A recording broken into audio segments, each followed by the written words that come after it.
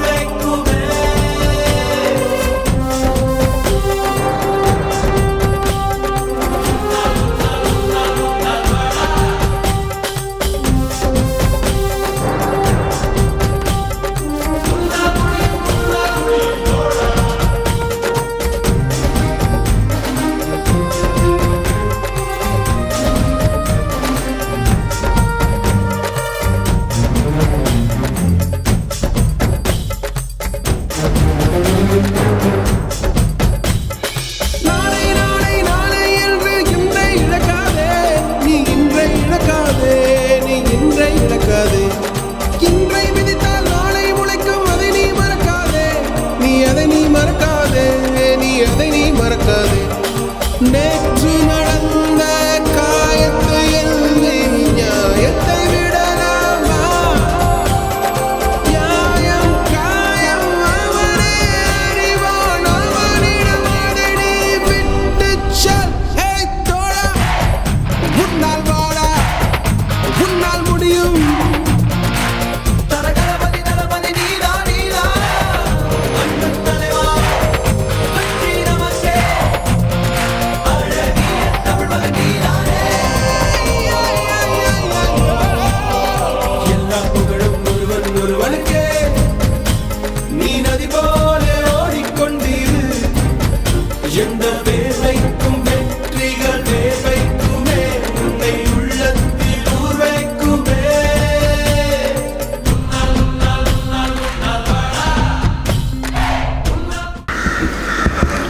அனைவருக்கும் வணக்கம்.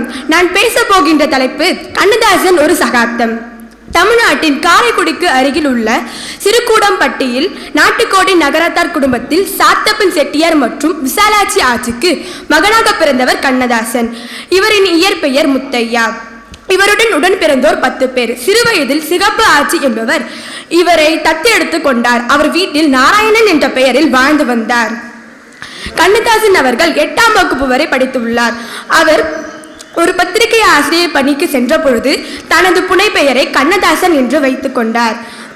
கண்ணதாசன் அவர்கள் அண்ணாவின் திராவிட முன்னேற்ற கழகத்தில் இருந்த பொழுது கருத்து வேறுபாட்டால் வெளியேறினார். அரசியல் ரீதியாக எம்ஜிஆரை கடும் விமர்சனம் செய்துள்ளார். தம்மை பற்றி கடும் விமர்சனம் செய்திருந்தாலும் எம்ஜிஆர் அவர்கள் கண்ணதாசன் அவர்களை 1978ஆம் ஆண்டு அரசியல் அறிஞராக பொறுப்பேற்றார். ஐயன் வள்ளுவன் வாய்மொழி யாதும் ஊராகி செழித்த மொழி, தீதும் நன்றும் விளக்கிய மொழி, வந்தாரையெல்லாம் வாழ வைத்த மொழியாம் என் அன்னை தமிழால் அனைவரையும் வணங்கி எனது வரவேற்புரையை தொடங்குகிறேன். பொறுப்பிலே பிறந்து தென்னன் புகழிலே கடந்து சங்க திருப்பிலே இருந்து வைகை ஏட்டிலே தவழ்ந்து நெருப்பிலே பயின்ற பாவையாம் அகத்தியனின் அமுத மொழியாம் அமிர்தினும் இனிய மொழியாம் என் தாய்மொழியால் வரவேற்புரை வழங்கியிருக்கும் திருவாளர் கிருஷ்ணமூர்த்தி ஐயா அவர்களை எம் பள்ளியின் சார்பாகவும் ஆசிரியர்கள் சார்பாகவும் இந்த விழா பொறுப்பின் அங்கத்தினர்கள் சார்பாகவும் அவரை வருக வருக என்று வரவேற்கிறோம். கவியரசு கண்ணதாசன் அவருடைய பிறந்தநாளை கொண்டாடும் நிகழ்ச்சியில் வந்திருக்கும் அனைவருக்கும் வணக்கத்தை கூறிக்கொண்டு, செயலாளர் என்ற முறையில் வரவேற்புரை எனக்கு வழங்கியிருக்கிறார்கள். அந்த வரவேற்புரையை எங்கள் தலைமை ஏற்றிருக்கும் திருவாளர் நெமிலி கிருஷ்ணமூர்த்தி ஐயா அவர்களை வழங்குமாறு அன்போடு கேட்டுக்கொண்டு மீண்டும் ஒருமுறை அனைவரையும் வருவோர் வரவேற்கிறோம். வரவேற்புரையை ஐயா அவர்கள் வழங்குவார்கள். அன்னை தமிழுக்கு வணக்கம். இந்த சிறப்பான நிகழ்ச்சிக்கு எங்கள் கோரிக்கை ஏற்று வருகை தந்திருக்கின்ற காலத்தால் மறக்க முடியாத காவிய நாயகன், அனைவரு தமிழ் நெஞ்சங்களிலும் இன்றும் என்றும் குடிகொண்டிருக்கும் கவியரசர் கண்ணதாசனின் புதல்வர், மருத்துவர் டாக்டர் ராமசாமி கண்ணதாசன் அவர்களை இந்த சங்கத்தின் சார்பாக வருக வருக என்று வரவேற்று அவரை மேடைக்கு அழைக்கிறோம்.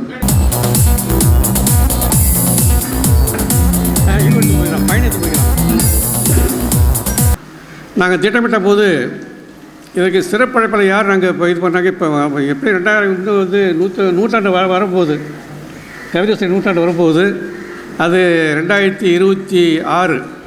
அதை சிறப்பாக நடத்த வேண்டும். அதற்கு முத்தாய்ப்பாக, அதற்கு ஒரு முன்னோட்டமாக இந்த நிகழ்ச்சியை நாம் நடத்த வேண்டும் என்ற எங்கள் சங்கத்தின் நிர்வாக மட்டத்திலே ஆலோசிக்கப்பட்டு இதை முப்பெரு விழாவாக கொண்டாடலாம்.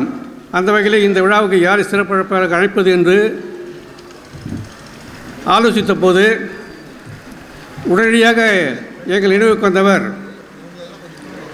காவிரி மைந்தன் அவர்களும் அண்ணன் துரைமுருகன் அவர்கள்தான். திரு காவிரி மைந்தன் அவர்களை பல வருடங்களாக நாம் அறிந்தாலும் கவியரசருக்காகவே சென்னையிலே பல்லாண்டு காலமாக மிக சிறந்த அளவிலே அனைவரும் பாராட்டக்கூடிய வகையிலே மிக பிரம்மாண்டமாக விழாவை நடத்தி அந்த விழாவிலே அனைத்து தமிழ் பெருமக்களையும் விருது வழங்கி சிறப்பிப்பதை நாங்கள் பார்த்திருக்கிறோம். அந்த வகையிலே அவரது ஆலோசனை ஏற்று யாரை சிறப்பு அழைப்பாக அழைப்பது என்று ஆலோசித்த போது அவர் சொன்ன முதல் பெயர் நம்ம டாக்டர் ராமசாமி கணேசன் கூப்பிடலாமே அப்படி சொன்னார் அவர். நாங்கள் ஏற்கனவே வந்து புதுக்கோட்டையிலே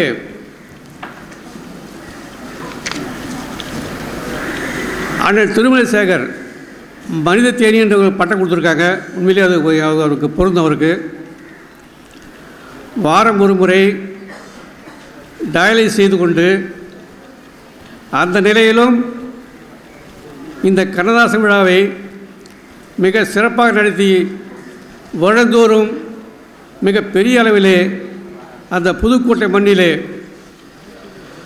பல முக்கிய பிரபுகளை அழைத்து தொடர்ந்து விழாவை நடத்தி கொண்டிருக்கின்ற அண்ணன் திருமலை சேகர் அவர்கள் அவருடைய விழாவிலே டாக்டரை சந்தித்தோம்.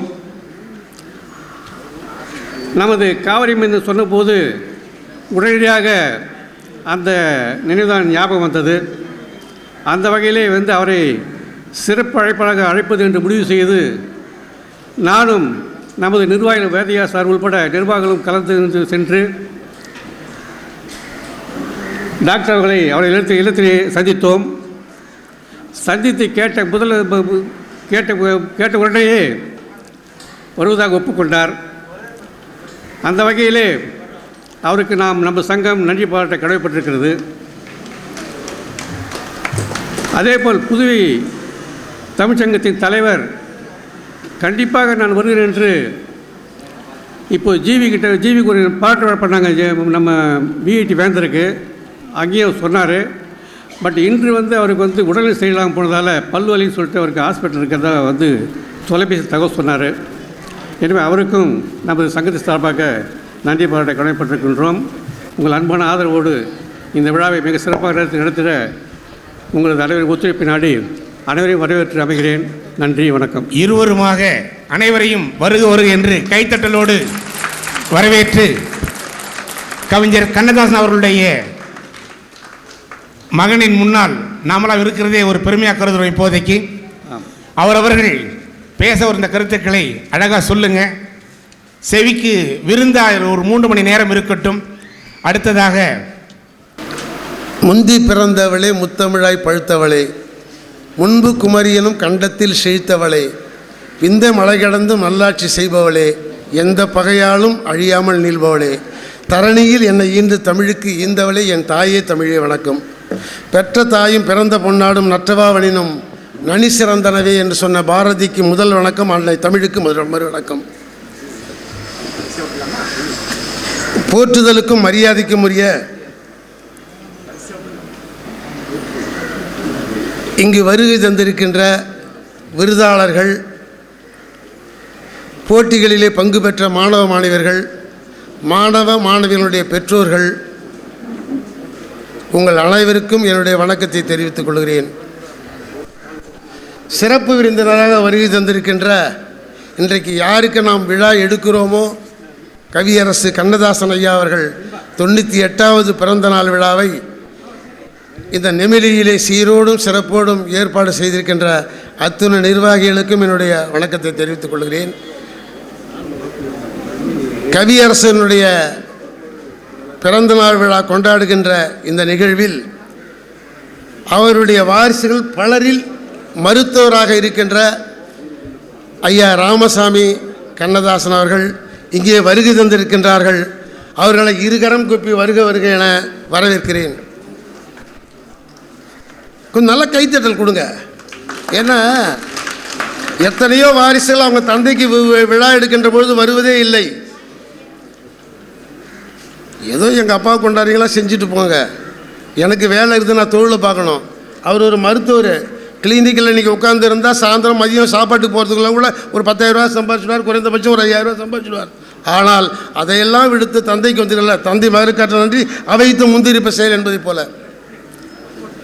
இப்போ என்ன நேற்று நான் வந்தேன் ஐயா, நேற்று வந்த உடனே தேநீர் கடை அங்கங்கே பரபரப்பாக போயிட்டு இருந்தேன். வெளியூர்காரனா வந்து உள்ளூரில் கண்டுபிடிச்சிடுவாங்க. நான் சிற்றுண்டி சாப்பிட போன இடத்துலையும் ஒரு மருந்து கடைக்கு போனப்போ என்னை பார்த்துட்டு நீங்கள் என்ன ஊருங்கன்னு கேட்டாங்க. என் கூட இருந்த பக்கத்தில் எல்லாம் சொன்னாங்க இவர் தியாகதுருவன் சொன்னாங்க. தியாகதுருவன்னா நிறைய பேருக்கு தெரியாது. 30 வருஷத்துக்கு முன்னாடி காஞ்சிபுரம் மாவட்டம் குன்றத்தூரில் நான் பெண் எடுத்தேன். என்னை பார்த்துட்டு என்ன ஊருன்னு கேட்டாங்க, தியாகதுருகன்னு சொன்னேன். தியாகதுருகம் எங்கே இருக்குதுன்னு கேட்டாங்க. பக்கத்தில் சொன்னேன் தென்னார்காடு மாவட்டங்க. நாங்கள் அப்போ ஒரே தென்னார்காடு மாவட்டம் வந்தது. அப்போ நேற்றையிலிருந்து நான் இன்று வரை நான் கள்ளக்குறிச்சியிலே வந்திருக்கிறேன் என்று கெத்தா சொன்னேன். கெத்தா அதில் ஒருத்தன் வாட்ஸ்அப்பில் போடுறான்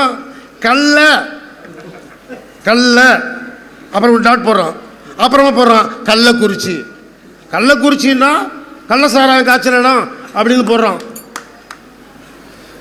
எங்களுக்கெல்லாம் வருத்தம் தான்.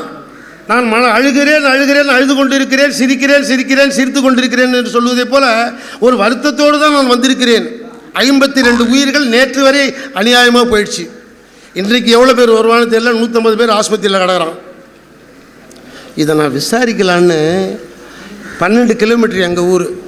ஆனால் நேற்று வந்தவங்கள்ட்டலாம் சொன்னப்போ நான் கள்ளக்குறிச்சின்னு சொன்னாங்க ஐயா, காவேரி மந்தன் ஐயா, எல்லார்ட்டையும் நான் கள்ளக்குறிச்சின்னு பெருமையாக சொன்னேன். துருவனா தெரியாது. ஏன்னா இப்போ பிரபலமாக டிவியில் ஓடிட்டு இருக்குது, 4 நாளாக ஓடுது கள்ளக்குறிச்சின்னு. அப்புறம் ஒரு வருஷத்துக்கு முன்னாடி ஸ்ரீமதி என்ற பொண்ணு ஒரு பள்ளியில் அது கொஞ்ச நாள் ஓடிச்சு. இப்படி பிரபலமாகிடுச்சு கல்லூரி. அப்படி கள்ளக்குறிச்சின்னு சொன்னால் எல்லாருக்கும் தெரியும். நான் போய் தியாகதுருவன்னு சொன்னால் யாருக்கு தெரியும்? கள்ளக்குறிச்சின்னு கெத்தால சொல்லிட்டு வந்தேன். அது ஒரு பக்கம் இருக்குங்க. அந்த கள்ளக்குறிச்சியில் கருணாபுரம் என்கின்ற இடத்துல தான் அந்த கள்ளச்சாராயம் காட்சி விற்றாங்க. சரி, அது பேருந்து நிலையத்திலேருந்து மிக அருகாமையில் இருக்கிறது. சரி, நம்ம போய் தான் பார்க்கலாமேன்னு நான் 2வது நாள் தான் அப்படி போனேன். எல்லா அரசியல் கட்சி தலைவர்கள் வந்தாங்க. அவங்கவுங்க பங்குக்கு பணத்தை அறிவித்தார்கள், சொன்னார்கள், துக்கம் விசாரித்தார்கள். அவர்கள் வாக்குக்காக அவர்களெல்லாம் செய்கிற நாடகம் அது, வேறு ஒன்றும் இல்லை. எவனும் அனுதாபத்தோடு எவனும் அழுவலை. அவன் வந்து தன்னை அடையாளப்படுத்தி கொள்ளுமே என்பதற்காக வந்தது தான் எல்லா கட்சிக்காரனும். நான் போனேன், ஊருள்ள நுழைஞ்சேன். அதில் பாதி பேர் எனக்கு எல்லாமே தெரிஞ்சவங்க. ஒரு பெம்பளை என்ன பண்ணால் ஒருத்தனை போட்டு அடின்னு அடிச்சுக்கிட்டே இருந்தா. சாவு ஒரு பக்கம் கிடத்தி அடிச்சுட்டு இருந்தா. ஏம்மா அந்த ஆளை போட்டுட்டு அடிக்கிற பாவம் விட்டுருமா அப்படின்னேன். இல்லை உங்களுக்கு தெரியாதுங்கய்யா, அவன் என்ன சொல்லி அடிக்கிறா, டாஸ்மார்க் பக்கம் போவியா என் மோனை, டாஸ்மார்க் பக்கம் போவியா, டாஸ்மார்க் போகிறோம்னா சொல்லி அடிக்கிறா டாஸ்மார்க் பக்கம். என்ன ஏம்மா டாஸ்மார்க்கு தான் அவன் போகலையாமான்னு அவனை திருத்திடுமாண்ணா. இல்லைங்கய்யா, டாஸ்மார்க்கு போகாமல் பாக்கெட் சாரை வாங்கி கொடுத்தா எனக்கு 10 லட்ச ரூபா கிடச்சிருக்குமா ஐயா, இவன் எதுக்கு ஐயா டாஸ்மார்க்கு போகலாம் சொல்லி அடிக்கிறான். பரவாயில்ல, நம்ம முதல்வருக்கு நன்றி சொல்லணும். இதுக்கு வேறு 25 லட்ச ரூபா கொடுன்றான். குடிச்சு கொட்டி சேராக போகிறவன், சாராயம் குடிச்சு போகிறவன் அவனுக்கு 10 லட்சம். புலனத்தெல்லாம் பார்த்துருப்பீங்க, காவேரி மந்தெல்லாம் பார்த்துருப்பாரு. பத்மஸ்ரீ விருதுக்கு 1 லட்சம், தமிழ்ச்செம்மலுக்கு 25,000, பாரதியார், பாரதிதாசன், திருவள்ளுவர், காமராஜர், அண்ணா, பெரியார் போன்ற விருதுகளுக்கு 2 லட்சம். இப்போ அப்புறம் ஏதோ ஒரு விருதுக்கு 5 லட்சம். ஆனால் குடிச்சிட்டு சேர்த்தா 10 லட்சம் கொடுக்குறது நம்ம அரசு மட்டும்தாம்மா. ஒரு கைத்தல் கொடுங்கம்மா. யாரும் தட்ட மாட்டீங்களா? எவ்வளோ வேடிக்கையாக விந்தையாருது. இது உள்ளே போனால் அரசியல் வந்துவிடுமே என்று நான் அச்சத்தோடு பேசி கொண்டிருக்கிறேன். ஏன்னா இது அரசியல் ஆகிடுது. ஐயா அவர்களுக்கு விழாக்குழுவினர்கள் சார்பில் சிறப்பு செய்யப்படுகிறது. விழாக்குழுவினர் சார்பில் பொன்னாடை பொருத்தி ஐயா அவர்களை வாழ்த்துகின்றோம். எங்கள் வாழ்வும் எங்கள் வளமும் மங்காத தமிழ் என்று சங்கே முழங்கு என்று பாவேந்தர் பாரதிதாசன் திருவடிகளை போற்றி வணங்கி, நான் நீண்ட நாளாக கவிஞர் கண்ணதாசனின் விசிறி. நான் ஆரம்பத்திலிருந்தே நான் அவருடைய பாடலில் மனப்பாடம் செய்து பள்ளிக்கூடம் படிக்க சொல்லி பாடி பரிசு வாங்கிய பெருமை எனக்கு உண்டு. அத்தகைய ஒரு ஏதோ ஒரு பிடிப்பில் இந்த நிகழ்ச்சியில் கலந்து கொள்கின்ற ஒரு வாய்ப்பு கிடைச்சிக்குது. இங்கே நிகழ்ச்சிக்கு தலைமை தாங்கி கொண்டிருக்கின்ற எனது அருமை நண்பர் நெமிலி கு கிருஷ்ணமூர்த்தி ஐயா அவர்களையும், இந்த பள்ளியின் தலைவரும் வரவேற்புரை நிகழ்த்திய வேதையா அவர்களையும் வணங்கி, முன்னிலை வைத்திருக்கின்ற அத்தனை பேர்களையும் வணங்கி, மேடையில் வீட்டிருக்கின்ற 1000 பேருக்கு ஒரு சமமாக ஒருவர் என்று வீட்டிருக்கின்ற அத்துணை நல்ல உள்ளங்களையும் வணங்கி, அண்ணன் கண்ணதாசனை செல்வ மகனாக திகழ்கின்ற டாக்டர் ராமசாமி கண்ணதாசன் அவர்களை இன்று தான் நேரில் காண்கின்ற ஒரு வாய்ப்பு கிடைத்தது. அவரையும் வணங்கி, அவரோடு வந்திருக்கின்ற அன்பர் பெருமை மன்னிக்கு மேடையில் வீட்டிருக்கின்ற சான்றோர் பெருமக்களை வணங்கி என்னுடைய வாழ்த்துறையை தொடங்குகின்றேன். ஒரு 30 ஆண்டுகளுக்கு முன்பாக நான் ரோட்டரி சங்கத்தின் ராணிப்பேட்டை ரோட்டரி சங்கத்தின் தலைவராக இருந்தேன். அப்போது சென்னையிலே ஒரு காமராஜர் அரங்கத்திலே ஆண்டுதோறும் ஒரு பெரிய கூட்டம் நடத்துவார்கள். எல்லா ரோட்டரி சங்கத்த உறுப்பினர்களும் தலைவர்களும் வருவார்கள். அங்கே போயிருந்தபோது கவிஞர் வைரமுத்து அவர்கள் சிறப்பு அழைப்பாளராக அழைக்கப்பட்டு கவிஞர் வைரமுத்து அவர்கள் வந்திருந்தார்கள். வந்து அவர் பேசி முடிந்த பிறகு ஏதோ ஒரு கேள்வி கேட்கலாம், ஆடியன்ஸுக்கு ஒரு கேள்வி கேட்கலாம் என்று ஒரு வாய்ப்பு கொடுத்தார்கள். என்று எனக்கு நீண்ட நாளாக ஒரு ஆதங்கம். மக்கள் திலகம் என்றால் புரட்சித் தலைவர், நடிகர் திலகம் என்றால் சிவாஜி கணேசன், புரட்சி கவிஞர் என்றால் பாரதிதாசன், இப்படியெல்லாம் பாவேந்தர் என்றால் பாரதிதாசன், புரட்சி கவிஞர் என்றால் பாரதியார் என்றெல்லாம் ஒரு டைட்டிலை சொன்னாவே, பட்டத்தை சொன்னாலே இன்னார் என்று குறிப்பிடக்கூடிய அளவுக்கு கவியரசு என்றாலே கண்ணதாசன் தான் என்ற ஒரு சிறப்பான பட்டத்தை நிலைநாட்டி தமிழ்நாட்டிலே ஒரு பெரும் உலக அளவில் புகழப்பெற்ற நமது அண்ணனை, அந்த கவியரசு என்ற பட்டத்தை தாங்கள் எந்த தைரியத்தில், அதுக்கு முன்னால் கவியரசு வைரமுத்து என்று தான் திரைப்படத்தில் போடுவாங்க. இது பார்க்க சொல்ல தான் எனக்கு வயிறு எரியும். சரி, அவர்கிட்ட நான் நேரடியாக கேட்டு விட்டேன். மேடையில் அவர் அப்படி தான் உட்காந்துருக்கிறாரு. இந்த மாதிரி எந்த தைரியத்தில் அந்த பட்டத்தை ஏற்றுக்கொண்டீர்கள் என்று ஒரு வினாவை வினவினேன். அதற்கு அவர் பதில் சொன்னார். எழுந்து வந்து கவிஞருக்கு ரொம்ப ஆதங்கம் என் பேரில் அந்த பட்டத்தை சூட்டியவர்கள் சொன்னார்கள். அப்போதே வேண்டாம் என்று தான் மறுத்தேன். ஆனால் அப்போ சூட்டியவர்கள் சொன்னார்கள், அந்த இடம் காலியாக இருக்கின்றது, அதை நிரப்ப வேண்டும் என்பதற்காக உங்களுக்கு கவியரசு என்று பட்டத்தை கொடுக்குறோம் என்று சொன்னார்கள். அதனால் தான் ஏற்றுக்கொண்டேனே தவிர துணிச்சல் இல்லாமல் தான் ஏற்றுக்கொண்டேன். அதை நான் விரைவில் மாற்றிக்கொள்கிறேன் அப்படின்னு சொல்லி அடுத்த கூட்டத்தில் இருந்து அவர் கவி பேரரசு என்று மாற்றிக்கொண்டார். கவியரசு என்றது போடுவதில்லை இடத்திலிருந்து. இப்படியாக ஒரு சந்தர்ப்பம் எனக்கு கண்ணதாசன் அண்ணனுக்காக நான் செய்த ஒரு சிறு இதுவாக தொண்டாக நடத்தி கொண்டு இந்த அருமையான நிகழ்ச்சியை நிறைய பேர் பேச இருக்கின்றார்கள். வாய்ப்புக்கு நன்றி பாராட்டி அமைகின்றேன். நன்றி, வணக்கம். இந்நிகழ்ச்சிக்கு சிறப்பு விருந்தினராக வருகை புரிந்திருக்கும் கவியரசு கண்ணதாசன் அவர்களின் தவப்புதல்வன் doctor Ramadas Kannadasan MBBS MRSS London RS Kannadasan அவர்களை இங்கே நெமிலி லைன்ஸ் சங்கர் சார்பாகவும் கண்ணதாசன் பேரவை சார்பாகவும் வருக வருக என்ற அன்போடு வரவேற்கிறோம். மேலும் எனக்கு இந்த வாய்ப்பளித்தமைக்கு நன்றி. ஏனென்று சொன்னால் நம்முடைய வேதையா அவர்களும் நம்முடைய லைன் நண்பர்களும் எந்த நிகழ்ச்சியாக இருந்தாலும் என்ன நினைப்பார்கள்.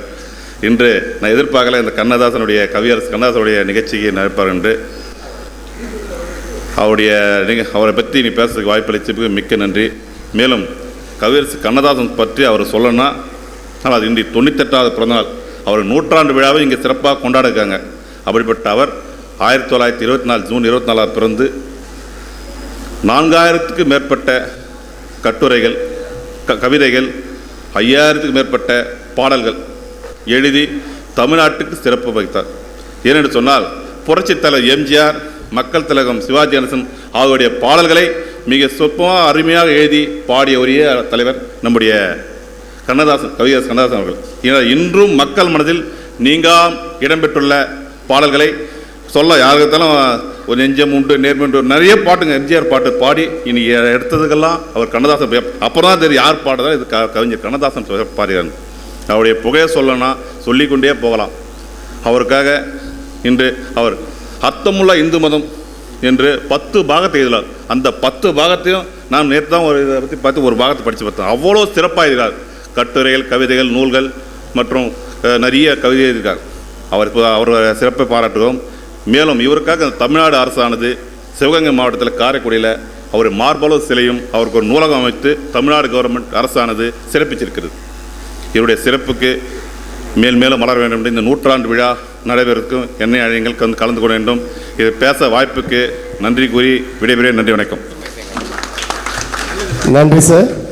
தொடர்ந்து புதுக்கு பெருமகனார் மனிதத்தேனி திருமலை சேகர் ஐயா அவர்கள், நிறுவனர் கண்ணதாசன் இலக்கிய சாரல் புதுக்கோட்டை அவர்களை உங்களுடைய பலத்த கைத்தட்டலுக்கு மத்தியிலே அன்போடு பேச அழைக்கின்றோம். ஐயா அவர்களுக்கு நம்முடைய நெமிலி கவியரசு கண்ணதாசன் தமிழ் வளர்ச்சி அறக்கட்டளையின் சார்பில் பொன்னாடை போர்த்தி சிறப்பு செய்யப்படுகிறது.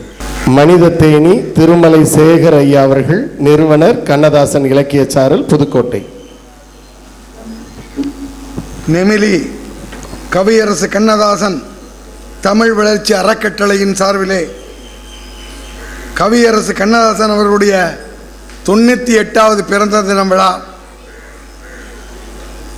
பன்னாட்டு அன்னையர் தின விருதுகள் வழங்கும் விழா, தமிழறிஞர்களுக்கு கவியரசு கண்ணதாசன் விருது வழங்கும் விழா என்ற முப்பெரும் விழா இன்று உங்கள் எல்லோருடைய முன்னிலையிலும் சீரோடும் சிறப்போடும் ஆண்டவனுடைய ஆசியால் இந்த நெமிலி கண்ணதாசன் இலக்கிய கழகத்தாராலும் சிறப்பாக நடைபெற்று கொண்டிருக்கிறது. இந்த விழாவிற்கு தலைமை தாங்கி நடாத்தி கொண்டிருக்கின்ற நெமிலி கிருஷ்ணமூர்த்தி அவர்களே, இந்த விழாவிற்கு திரு வேதையா MA MAd பொதுச் செயலாளர் அவர்களே, இந்த விழாவின் சிறப்பு விருந்தினராக சிறப்பான முறையிலே இங்கே கலந்து கொண்டிருக்கின்ற கவி மைந்தன் கவியரசர் கண்ணதாசனுடைய புதல்வன் கண்ணதாசன் ராமசாமி அவர்களே, இந்த விழா அனைத்திற்கும் முன்னுதாரணமாக இருந்து எத்துணை கண்ணதாசன் விழாக்கள் நடந்தாலும் இந்தியாவில் மட்டுமல்ல வெளிநாடுகளில் நடக்கும் அனைத்து விழாவிற்கும் கலந்து கொண்டு தன்னுடைய பாடல்களையும் தன்னுடைய உரையாலும் கண்ணதாசனுடைய புகழை பரப்பி கொண்டிருப்பதும், கண்ணதாசனுக்கு சென்னையிலே சிறந்த ஓர் சிலை அமைப்பதில் முக்கிய காரணகர்த்தாவாக விளங்கியதிலும் முக்கியத்துவம் பெற்றும் கண்ணதாசனுடைய 100ஆண்டு விழாவை ஒட்டி கண்ணதாசனுக்கு ஒரு பல்கலைக்கழகம் அமைக்க வேண்டும் என்பதிலும் முனைப்பாக இருக்கின்ற அருமை சகோதரர்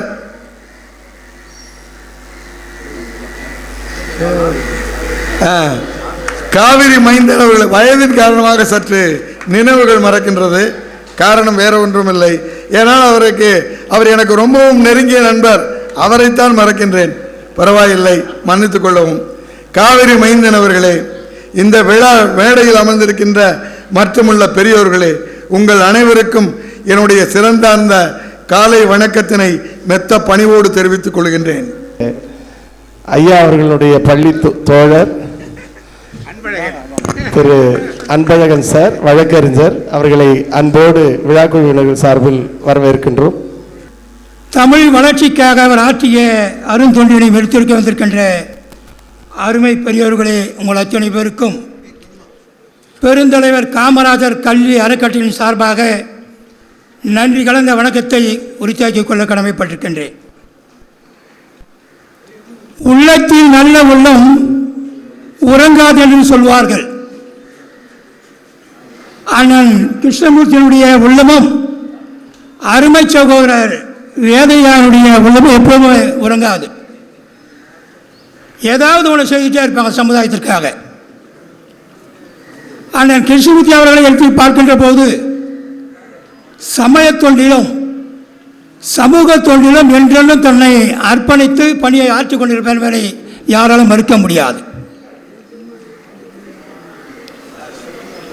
கவியரசு கண்ணதாசன் அவர்கள் இந்த உலகத்திற்கு விட்ட ஒரு மாபெரும் கடவுள் என்று தான் நினைத்துக் கொள்ள வேண்டும். கவிஞர் கண்ணதாசனுடைய பாடல்கள் மற்றும் தமிழ் வளர்ச்சி தமிழர்கள் மட்டும் இல்லாமல் இந்தியா மட்டும் இல்லாமல் உலக அளவிலே இன்றை வரை பாராட்டுகின்ற ஒரு அருந்தரும் புதல்வர் கவியரசர் கண்ணதாசனை போன்று யாரும் இருக்க முடியாது. இந்த மண்ணிலே வாழ்ந்து கொண்டிருக்கின்ற அத்தனை ஜீவராசிகளுக்கும் சமூக உள்ளங்களுக்கும் குடும்பத்திற்கும் ஏற்றத்தாழ்வு பாராமல், அது கிறிஸ்துவராக இருந்தாலும் சரி, முகமதியாக இருந்தாலும் சரி, இந்துவாக இருந்தாலும் சரி,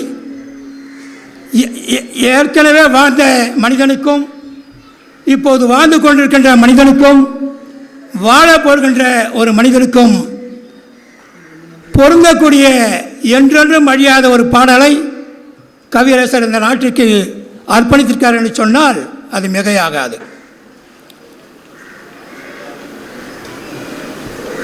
அவர் திரைப்பட பாடலை ஒன்று குறிப்பிட்டிருக்கின்ற போது, ஆடிய ஆட்டம் என்ன, பேசிய வார்த்தை என்ன, தேடிய செல்வம் என்ன என்ற பாடல் இன்று வரை வீடு வரை உறவு, வீதி வரை மனைவி, காடு வரை பிள்ளை, கடைசி வரை யாரோ, ஆடு வரை ஆட்டம், ஆயிரத்தில் நாட்டம், கூடி வரை கூட்டம், கொள்ளை வரை வருமா என்ற பாடல் வாழ்ந்து கொண்டிருக்கின்ற வாழப்போகின்ற அத்தனை பேருக்கு பொருந்தக்கூடிய வகையிலே கவிஞர் கண்ணதாசனுடைய பாடல் என்றென்றும் மறக்க முடியாத நம்முடைய உள்ளங்களிலே நிலைத்து நிற்கின்றது என்று கூறி இந்த நிகழ்ச்சிக்கு வருகை தந்துள்ள அத்தனை பேருக்கு மீண்டும் ஒருமுறை நன்றியை கூறி விடைபெறுகிறேன். நன்றி, வணக்கம். அவர்கள் பெண்மையும் கண்ணதாசனும் என்ற தலைப்பிலே நம்மிடையே உரை நிகழ்த்த இருக்கிறார்கள்.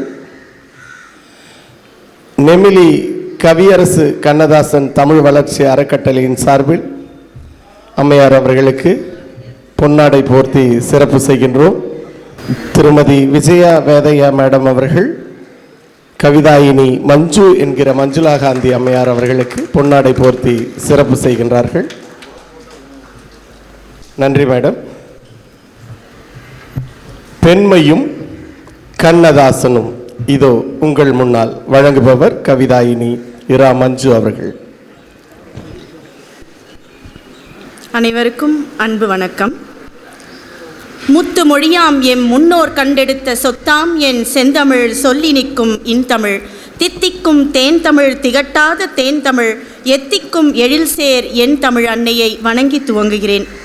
நெமிலி கவியரசு கண்ணதாசன் வளர்ச்சி அறக்கட்டளை நடத்தும் இந்த முப்பெரும் விழாவில் கலந்து கொள்வதில் பெருமகிழ்ச்சி அடைகிறேன்.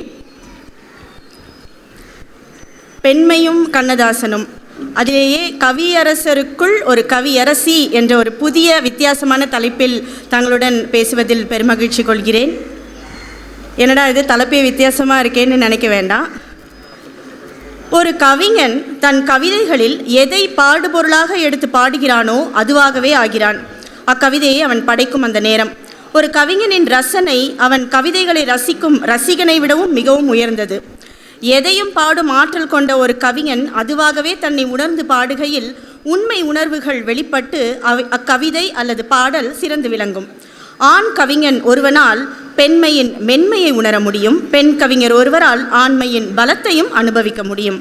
அவ்வாறாக அமைந்த சில கவியரசரின் பெண் உணர்வை காட்டும் பாடல்களை பற்றிய சிறு பகுதியாக என் உரையை தொடர இருக்கிறேன், தங்கள் அனைவரின் ஆசிகளுடன்.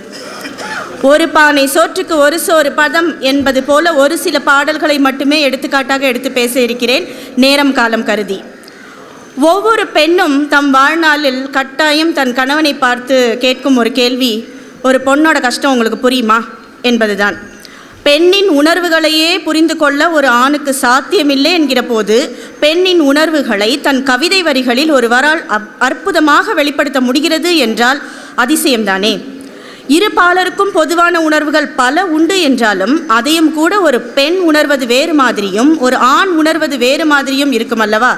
ஆனால் ஆணாக இருந்தும் பெண்ணுக்கு ஏற்படும் உணர்வுகளை அப்பட்டமாக அப்படியே இவரால் எப்படி உணர்ந்து எழுத முடிந்தது என்பது எனக்கு மிகவும் வியப்பாகவே உள்ளது. காதல், அன்பு, தாய்மை, மென்மை, நாணம், தேற்றல், ரசனை, புலம்பல், அனுபவம், கோபம், இன்னும் எத்தனையோ உணர்வுகளை அவளாய் நின்று அழகாய் சொல்ல முடிந்தது அவருக்கு மட்டுமே சாத்தியம். இதனை விளக்கும் விதமாக சில பாடல்களுடன்.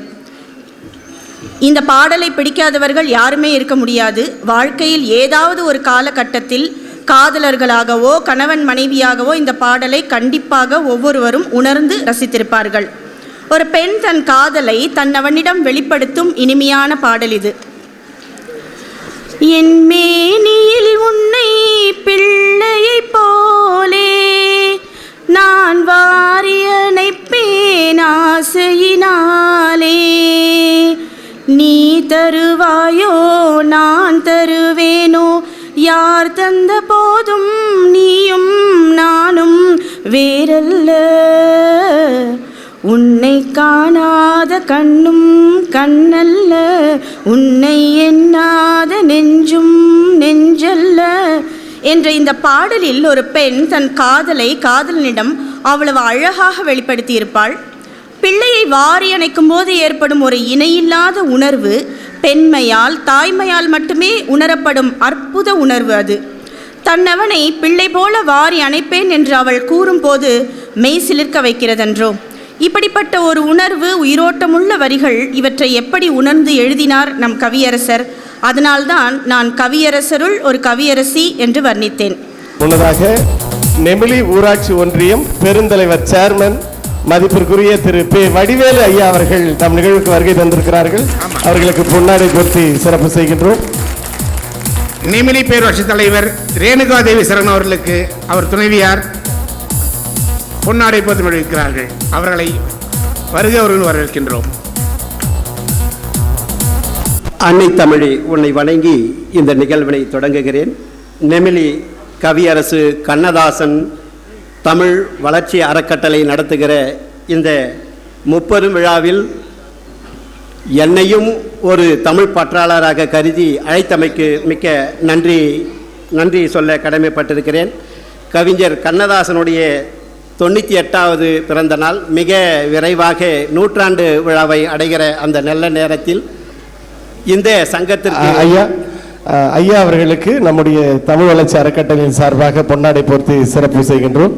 உங்களுடைய கைத்தட்டலுக்கு மத்தியில் மிக விரைவில் 100ஆண்டு விழாவை காண இருக்கிற கவிஞர் கண்ணதாசன் அவர்களுக்கு இந்த அரங்கம் போதாது. 100ஆண்டு விழா நடைபெறுகிற அரங்கம் மிகப்பெரிய அரங்கமாக நெமிலி வட்டாரத்தில் ஒரு பொது அரங்கமாக நடத்தினால் கவியரசர் கண்ணதாசன் பிறப்பு முதல் இறப்பு வரை என்னென்ன பாடல்களை அவர் கொடுத்தார், அதை பாமர மக்களும் ஈஸியாக பழகக்கூடிய பாடலாக இருந்தது. அதை மக்களுக்கு சென்றடைய வேண்டும் என்று சொன்னால் இந்த மாதிரியான கூட்டங்களை பொது வழியில் நடத்துவது நல்லதாக எனக்கு தெரிகிறது. அதை அன்பான கோரிக்கையாக இந்த சங்கத்திற்கு நான் வைக்கிறேன்.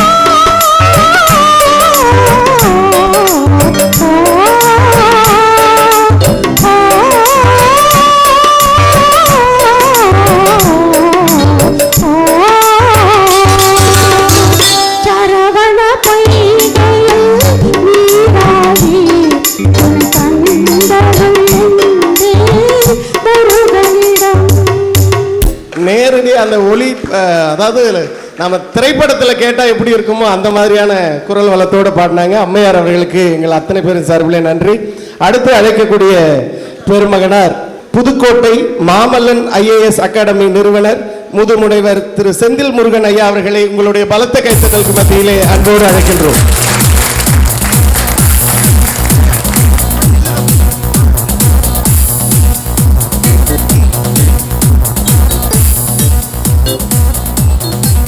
IAS அகாடமி புதுக்கோட்டை நிறுவனர் முதுமுனைவர் செந்தில் முருகன் ஐயா அவர்கள் இதோ உங்கள் முன்னால்.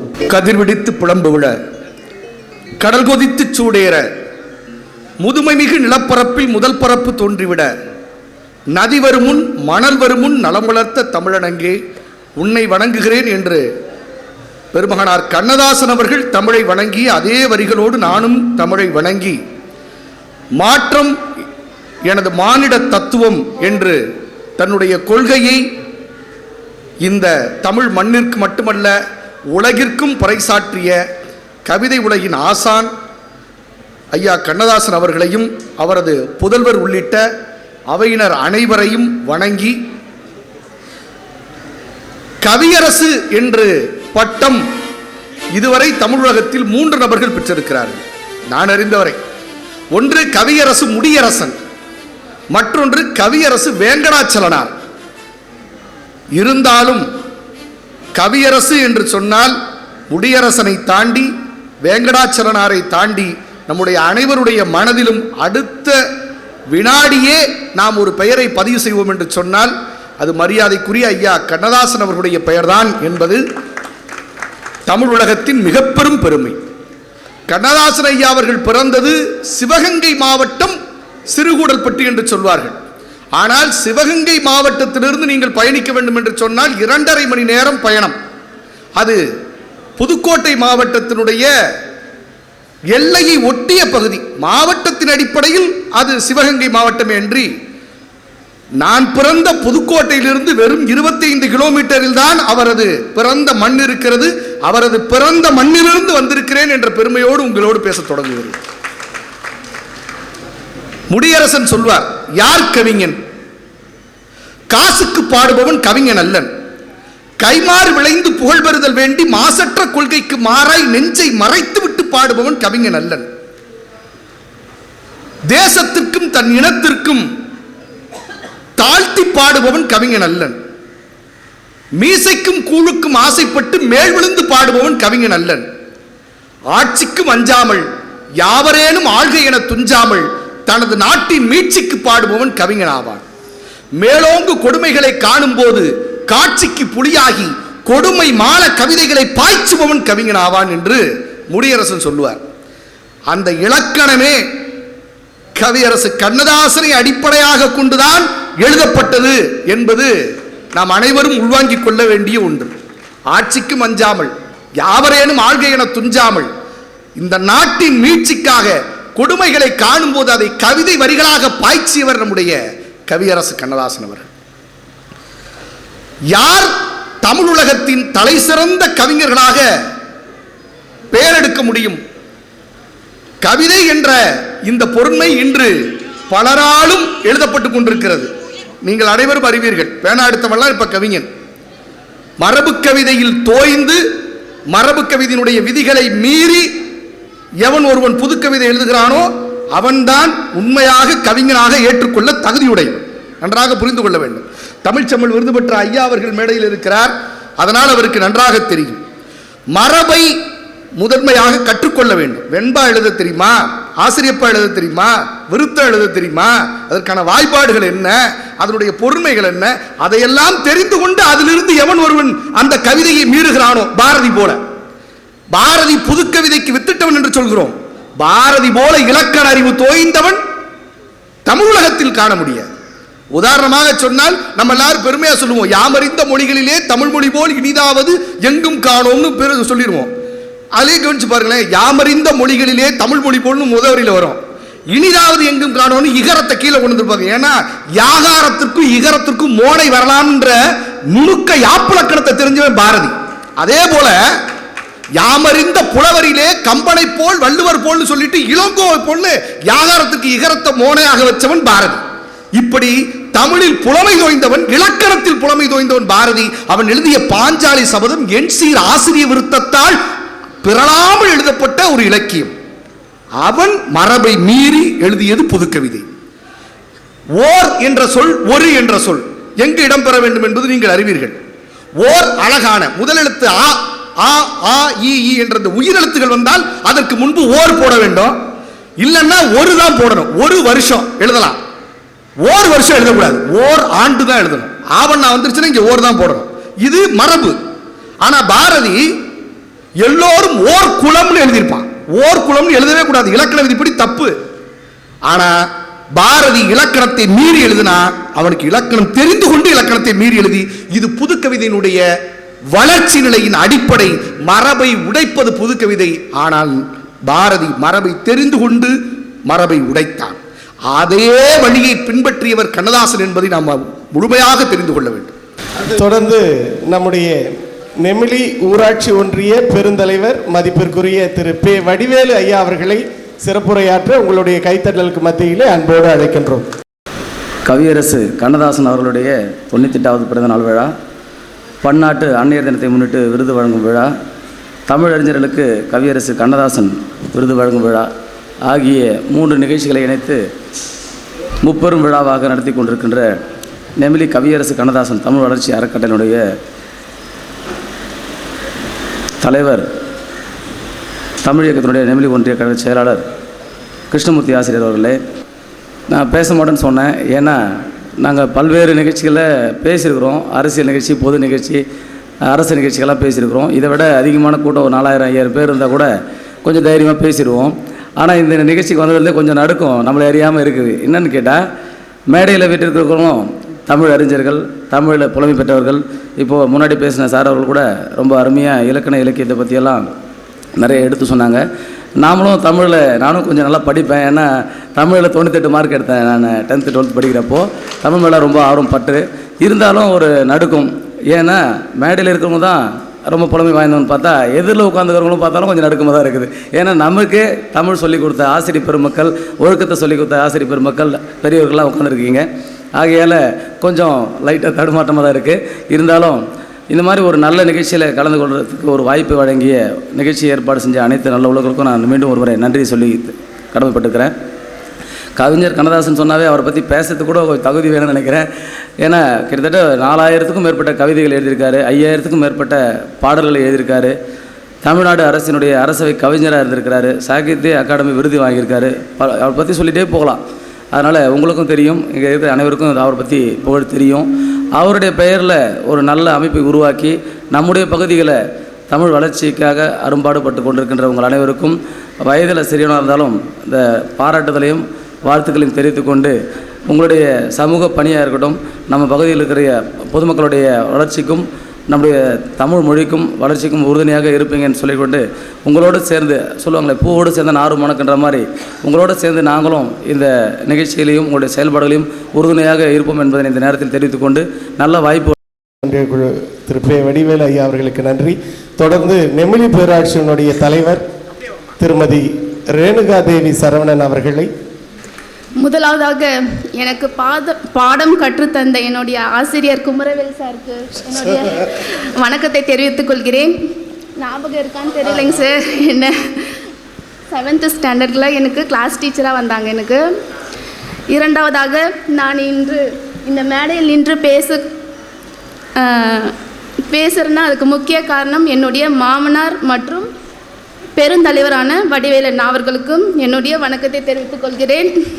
இதை ஏன் நான் இங்கே சொல்கிறேன்னா, என்னுடைய மாமனாருடைய ஃப்ரெண்டெல்லாம் இங்கே தான் இருக்கீங்க. இது வரைக்கும் அந்த வாய்ப்பு எனக்கு கிடைக்கல. இது வரைக்கும் அரசியல் மேடையில் பேசியிருக்கேன், ஆனால் இது போல் மேடையில் பேசியது கிடையாது.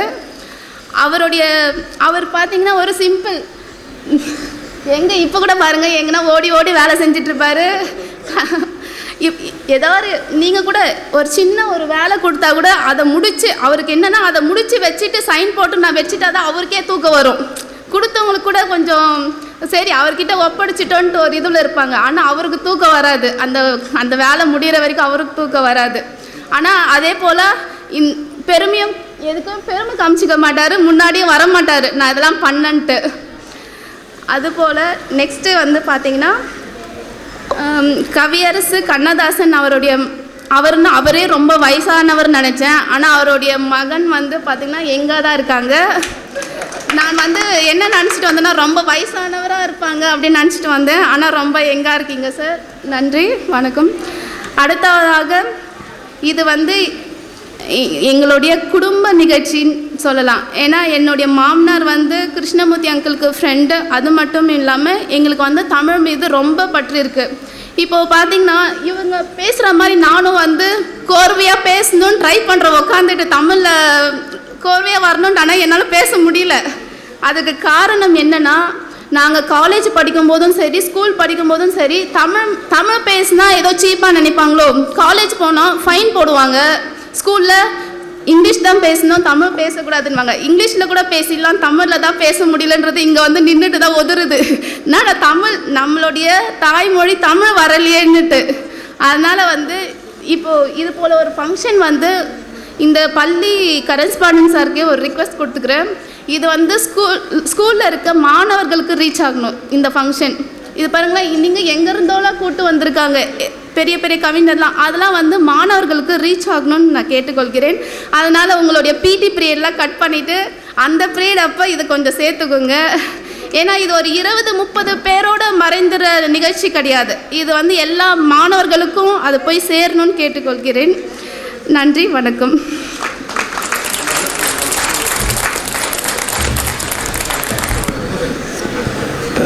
நன்றி சார். அடுத்த நபரை கூப்பிட்றதுக்கு முன்னாடி நான் ஏன் மேடைக்கு வந்துட்டேன்னா, எனக்கு முன்னாடி பேசின நெமிலி பேரூராட்சி மன்ற தலைவர் ரேணுகா தேவி சரவணன் அவர்கள் அறிமுகமாகும் போதே என்கிட்ட படித்தவங்க அப்படின்ற அறிமுகத்தோடு பேசும்போது எனக்கு கொஞ்சம் ஒரு பக்கம் மகிழ்ச்சினாலும், ஏன்னா அவங்க தலைவரானதுலேருந்து நான் நிறைய பேர்கிட்ட சொல்லியிருக்கிறேன், அந்த பிள்ளை என்கிட்ட படித்தவங்களாம். ஏன்னா நான் அவங்க மாமனார்கிட்ட படித்தவங்க, நான் கிருஷ்ணன் சார்கிட்ட படித்தவர். அவரோட மகன் என்கிட்ட படித்தார், மருமகளும் என்கிட்ட படித்தாங்க. அப்படின்னா எப்படிப்பட்ட திருமணம் நீங்கள் தெரிஞ்சுக்கலாம். மகனும் என்கிட்ட படித்தவங்க, 2 பேருமே படிப்பில் கெட்டிக்காரங்க. வாழ்த்துக்கள்மா. படிக்கும்பொழுதெல்லாம் நீங்கள்லாம் நாளைய தலைவர்கள்டான்னு சொல்லியிருக்கிறோம். நாங்கள் சொன்ன வார்த்தை இன்னைக்கு நிஜமாக இருக்குது. நெமிலி பேரூராட்சியில் மிகச்சிறப்பான நிர்வாகத்தை தந்து கொண்டிருக்கிறீர்கள்.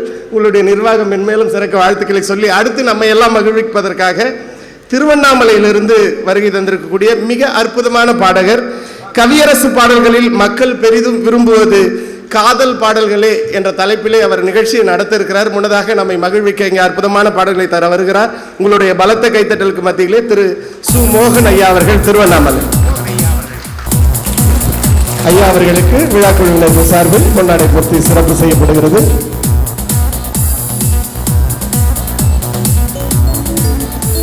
செந்தமிழே மொழியார் நிலாவென சிரிக்கும் மலர் கொடியார், நிலாவென சிரிக்கும் மலர் கொடியார்,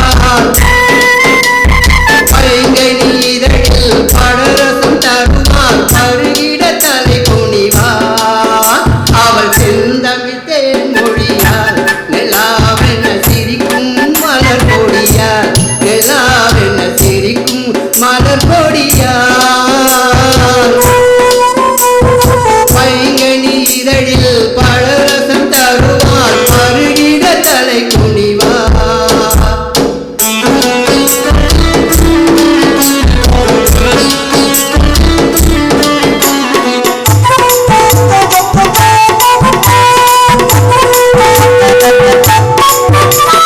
காற்றினில் பிறந்தவளோ புரிவர் கற்பனை வடித்தவளோ,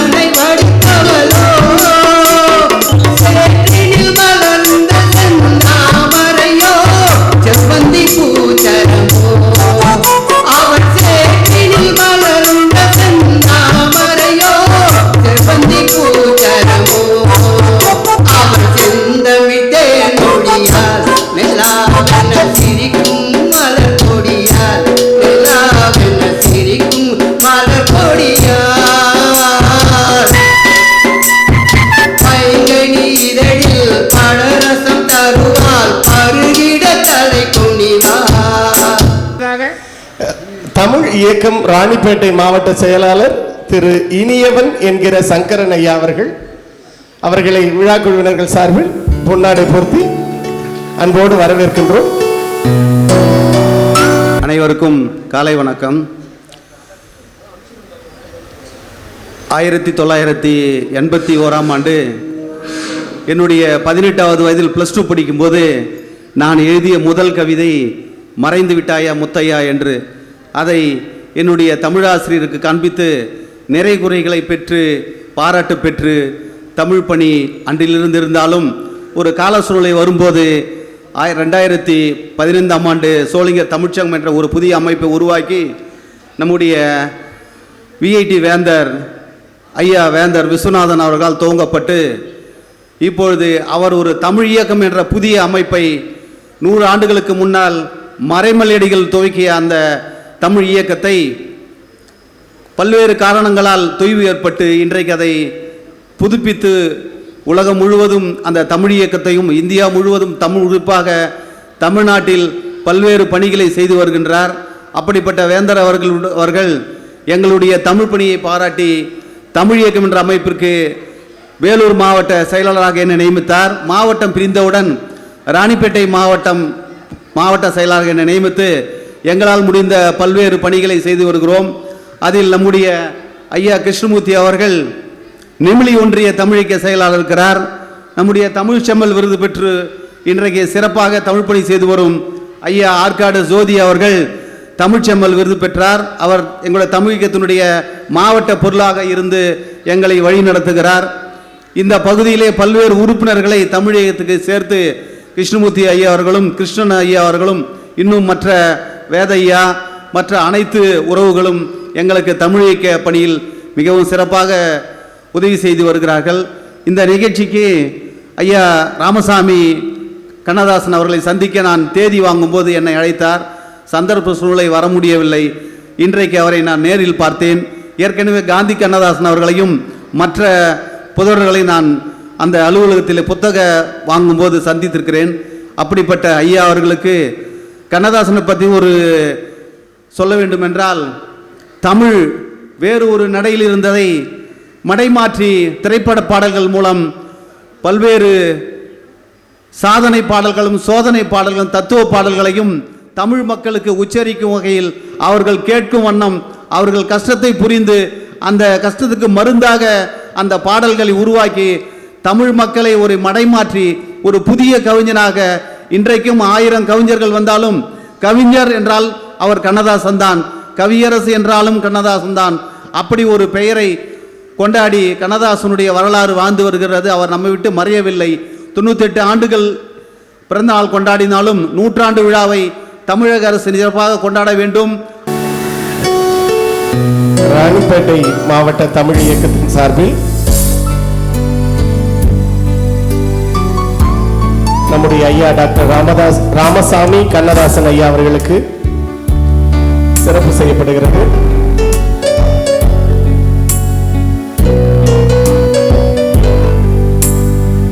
தமிழ் இயக்கத்தின் சார்பில் நினைவு பரிசாக தமிழ் பெயர்கள் தாங்கிய புத்தகம் வழங்கப்படுகிறது. கவியரசு கண்ணதாசன் அவர்களின் தவ புதல்வர் கவி மைந்தன் டாக்டர் ராமசாமி கண்ணதாசன் ஐயா அவர்களுக்கு சிறப்பு செய்யப்படுகிறது. நன்றி ஐயா. கவியரசு கண்ணதாசன் தமிழ் சங்கத்திலிருந்து வருகை தந்திருக்கக்கூடிய கவிஞர் ரமணி ராஜன் அவர்கள் கவிதை வாசி ஐயா அவர்களுக்கு விழா குழுவினர் சார்பில் சிறப்பு செய்யப்படுகிறது. சென்னை கவியரசு கண்ணதாசன் தமிழ்ச்சங்கம் கவிஞர் ரமணி ராஜன் அவர்கள். நெமிலியில் தமிழ் வளர்க்கும் மூர்த்தியாம், நெமிலியில் தமிழ் வளர்க்கும் மூர்த்தியாம், மொழியினில் இவர் பணியென்றும் நேர்த்தியாம். பிள்ளைகள் பயில்கின்ற பள்ளியில் விழாவாம், கிள்ளைகள் நாட்டியம் சிறப்புறு குழாமாம். முப்பெரும் விழாவினை செப்பிடும் வகையினில் நற்பெரும் நாளென்று ஞாயிறின் ஒளியினில். முப்பெரும் விழாவினை செப்பிடும் வகையினில் நற்பெரும் நாளென்று ஞாயிறின் ஒளியினில். பெருந்தகைகள் கூடிய கொண்டாடும் தினமின்று விருந்தினை கழித்தே மகிழ்கிறது மனமின்று. பெருந்தகைகள் கூடியே கொண்டாடும் தினமின்று விருந்தினை கழித்தே மகிழ்கிறது மனமின்று. தாய்மார்கள், பிள்ளைகள், தகைசால் நிர்வாகிகள், ஊரார்கள் ஒருங்கிணைந்து வாழ்த்திடும் நன்னாள். இயற்கையின் வனப்பிலே அமைந்திருக்கும் மேடையாம். எவ்வளோ மேடை போயிருக்கோம், ஆனால் இப்படி ஒரு இயற்கையான சூழ்நிலையில் இப்படி ஒரு மேடை அமைஞ்சது மிகவும் சிறப்பு. இது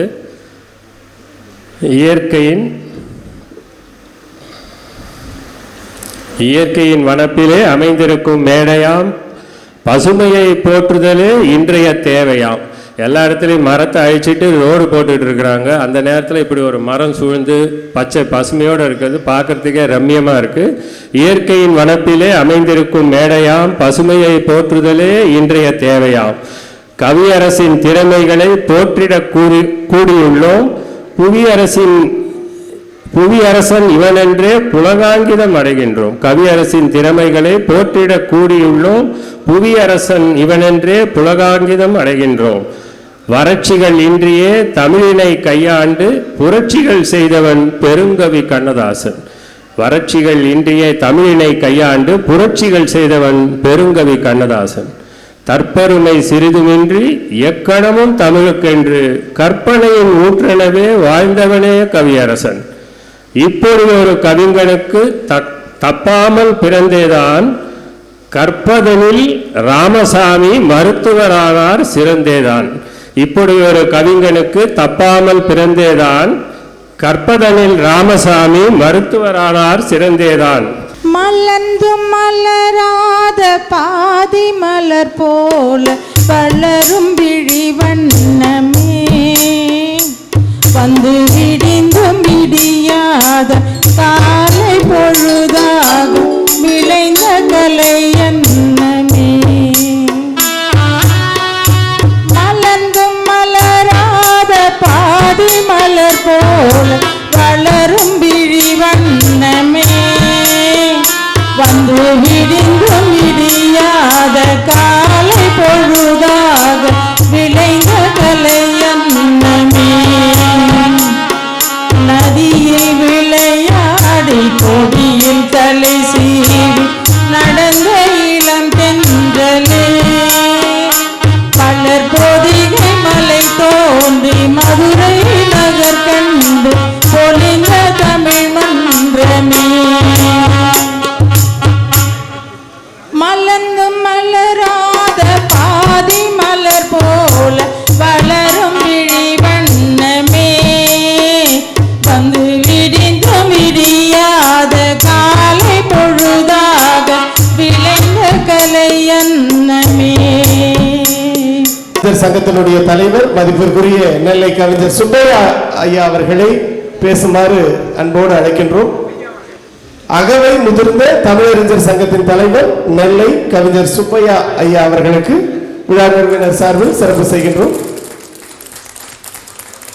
அனைவருக்கும் இனிய மதிய வணக்கம்.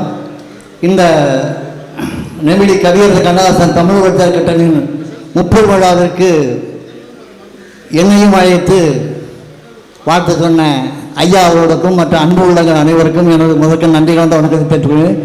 நேரம் குறைவாக காரணத்தினால் ஒரு வாழ்த்து பாடல்.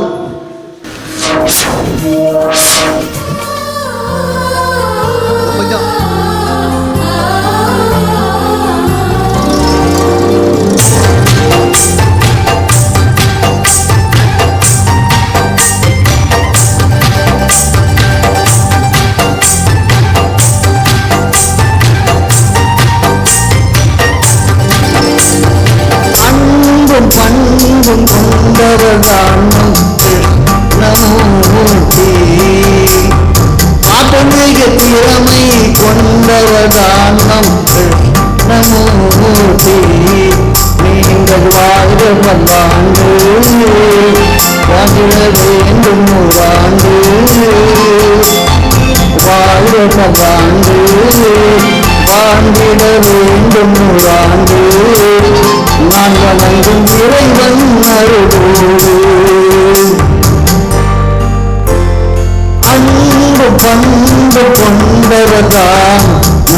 மம்மூட்டி அகமிக திறமை கொண்டவர்தான் மம்மூட்டி.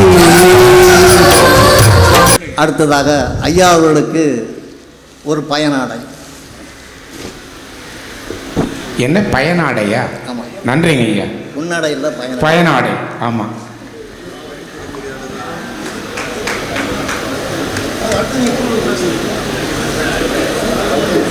இவருக்கு அடுத்ததாக பேச வருகிறார்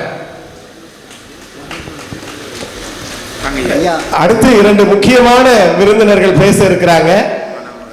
இன்னும் பேச போற 2 முக்கிய விருந்தினர்கள் காவிரி மைந்தன் ஐயா அவர்களை பேசுமாறு அன்போடு அழைக்கின்றோம்.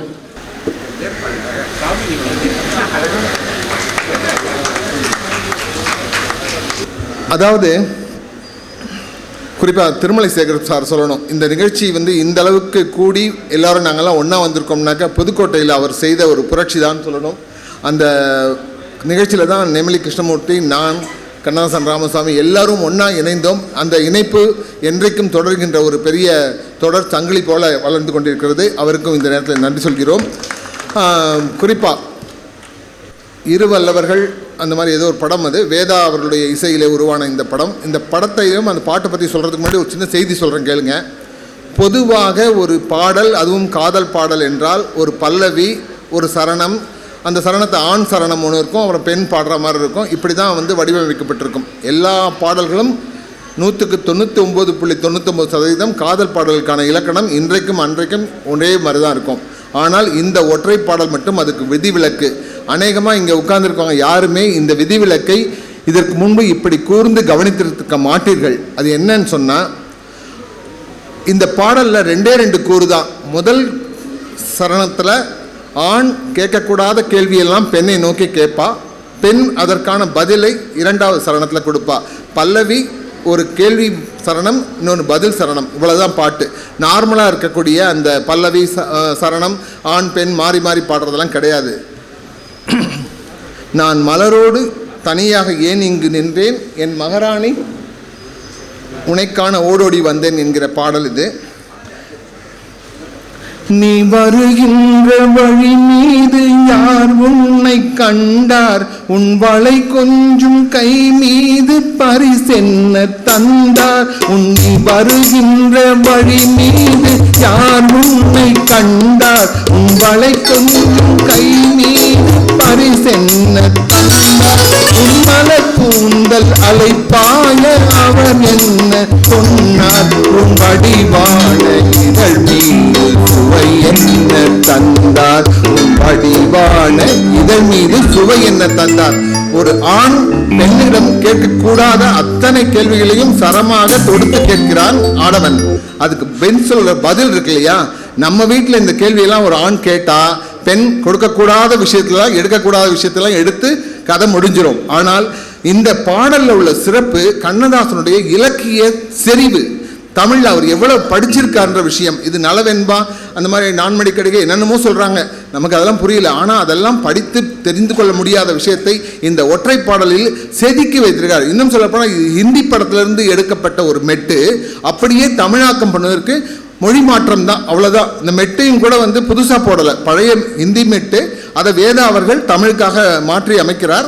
அந்த இடத்துல அமைக்கப்பட்ட இந்த இசையிலே பெண் சொல்கிற பதில் பாருங்கள், எவ்வளவு மென்மையாக, கொஞ்சம் கூட கோவப்படாம இலக்கிய தரத்தோடு சொல்லப்பட்டிருப்பதுதான் இந்த பாடலுடைய சிறப்பு. பொன் வண்டொன்று மலரென்று முகத்தோடு மோத, நான் வளை கொண்ட கையானை மெதுவாக மூட. பொன் வண்டொன்று மலரென்று முகத்தோடு மோத, நான் வளை கொண்ட கையானை மெதுவாக மூட. என் கரும்பூந்தல் மேகங்கள் கலைந்தோடி ஆட, நான் பயந்தோடி வந்தேன் உன்னிடம் உண்மை கூற. நான் பயந்தோடி வந்தேன் உன்னிடம் உண்மை கூற. பாரதிதாசனுடைய ஒரு பாடல் நினைவுக்கு இருக்கும், தமிழர்களுக்கு சபையில தெரியும். அது பாம்பா செத்த பாம்பா கயிறாருன்னு தெரியாதுன்னு ஒரு பெரிய ஒரு பாடல் படித்த ஞாபகம் இருக்கு. மாமல்லன் சாருக்கு தெரியும்னு நினைக்கிறேன். அப்படி பாரதிதாசன் சொன்ன அந்த கற்பனையும் தாண்டி சொல்றாரு, நீ வருகின்ற வழி மீது யார் உன்னை கண்டார்னு கேட்கக்கூடாது. கேள்வி கேட்டதுக்கு அப்புறம் பெண் சொல்றா, பொன் வண்டென்று மலர் என்று முகத்தோடு மோத, இது பொன் மலர் நினைச்சு வண்டு மோத வந்துச்சு. நான் என் வலை கொண்ட கையால் மெதுவாக மூடினேன். என்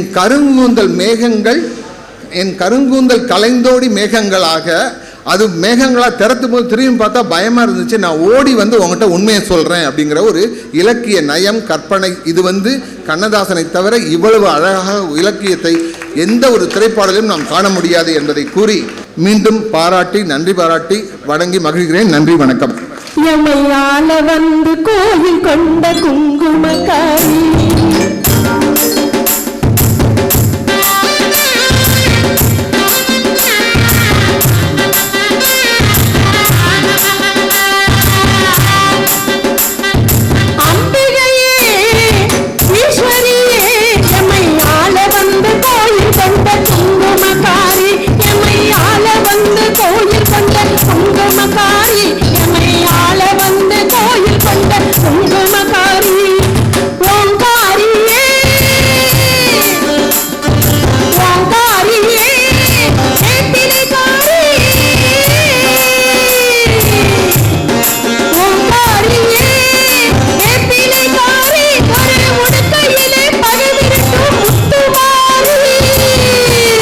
கவியரசர் 100 நெருங்கிக் கொண்டிருக்கிறோம். கவியரசர் 500 வரும். நம் அடுத்தடுத்த தலைமுறைகள் அவரை போற்றும். அப்படிப்பட்ட மரணமில்லா பெருவாழ்வு பெற்ற மனிதர். அவர் பெற்ற தவப்புதல்வர். தங்கள் வருகையால் ராணிப்பேட்டை மாவட்ட மண், குறிப்பாக நெமிலி மண் பேர் உவகை கொள்கிறது. உங்களின் பலத்த கைத்தட்டலுக்கு மத்தியிலே கவிமைக்கர் மருத்துவர் ராமசாமி கண்ணதாசன் ஐயா அவர்களை விழா பேருரையாற்ற பெருமகிழ்வோடு அழைக்கின்றோம்.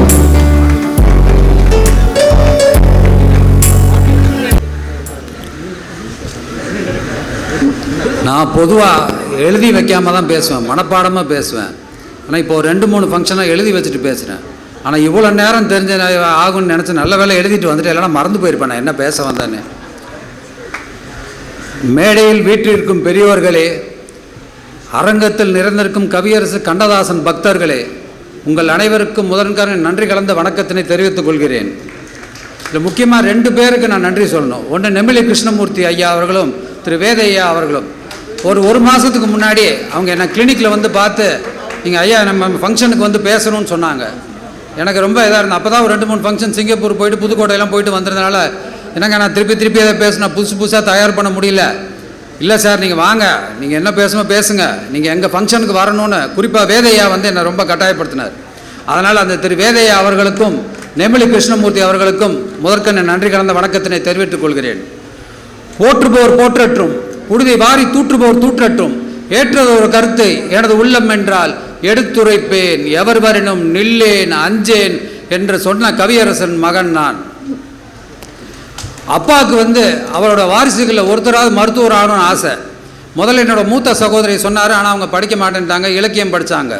என்னோட இன்னொரு சகோதரர் சொன்னார், அவர் பல் மருத்துவர் ஆகிட்டார். நான் சின்ன வயசுலேருந்தே நல்லா படிக்கிறதுனால அப்பா என்னை மருத்துவர் ஆகணும்னு ஆசைப்பட்டார். ஆனால் நான் மருத்துவக் கல்லூரி சேர்கிறதுக்கு முன்னாடியே இறந்துட்டார். இருந்தாலும் அவரோட ஆசையை நிறைவேற்றி நான் படித்து முடித்தோன்னே முதல் வேலையாக நான் பண்ணது அப்பா பேரில் கவிஞர் கண்ணதாசன் கிளினிக் என்ற பேரில் சென்னை வடபழனி கோயில் பின்புறம் ஒரு கிளினிக்கும் சாலிகிராமத்தில் என் வீட்டுக்கு கீழே ஒரு கிளினிக்கும் ஆரம்பித்து அப்பா பேரில் நான் தொழில் பண்ணிக்கிட்டு இருக்கேன். என் கிளினிக் வரவங்களாம் ரொம்ப ஆச்சரியமாக கேட்பாங்க, என்ன சார் கண்ணதாசன் போட்டிருக்கேன், உங்களுக்கு என்ன நீங்கள் ரசிகரா இல்லை அவருக்கு ஏதாவது சொந்தமா அப்படின்னா. அதுலேயும் ஒருத்தர் கேட்டார், சார் நான் சொன்னேன் இல்லைங்க நான் அவர் பையன். அப்புறம் ஒருத்தர் கேட்டார், சொந்த பையன் ஆனார், ஏங்க பின்னாடி வாடகை வாங்கிட்டு வந்தார் அப்படின்னு.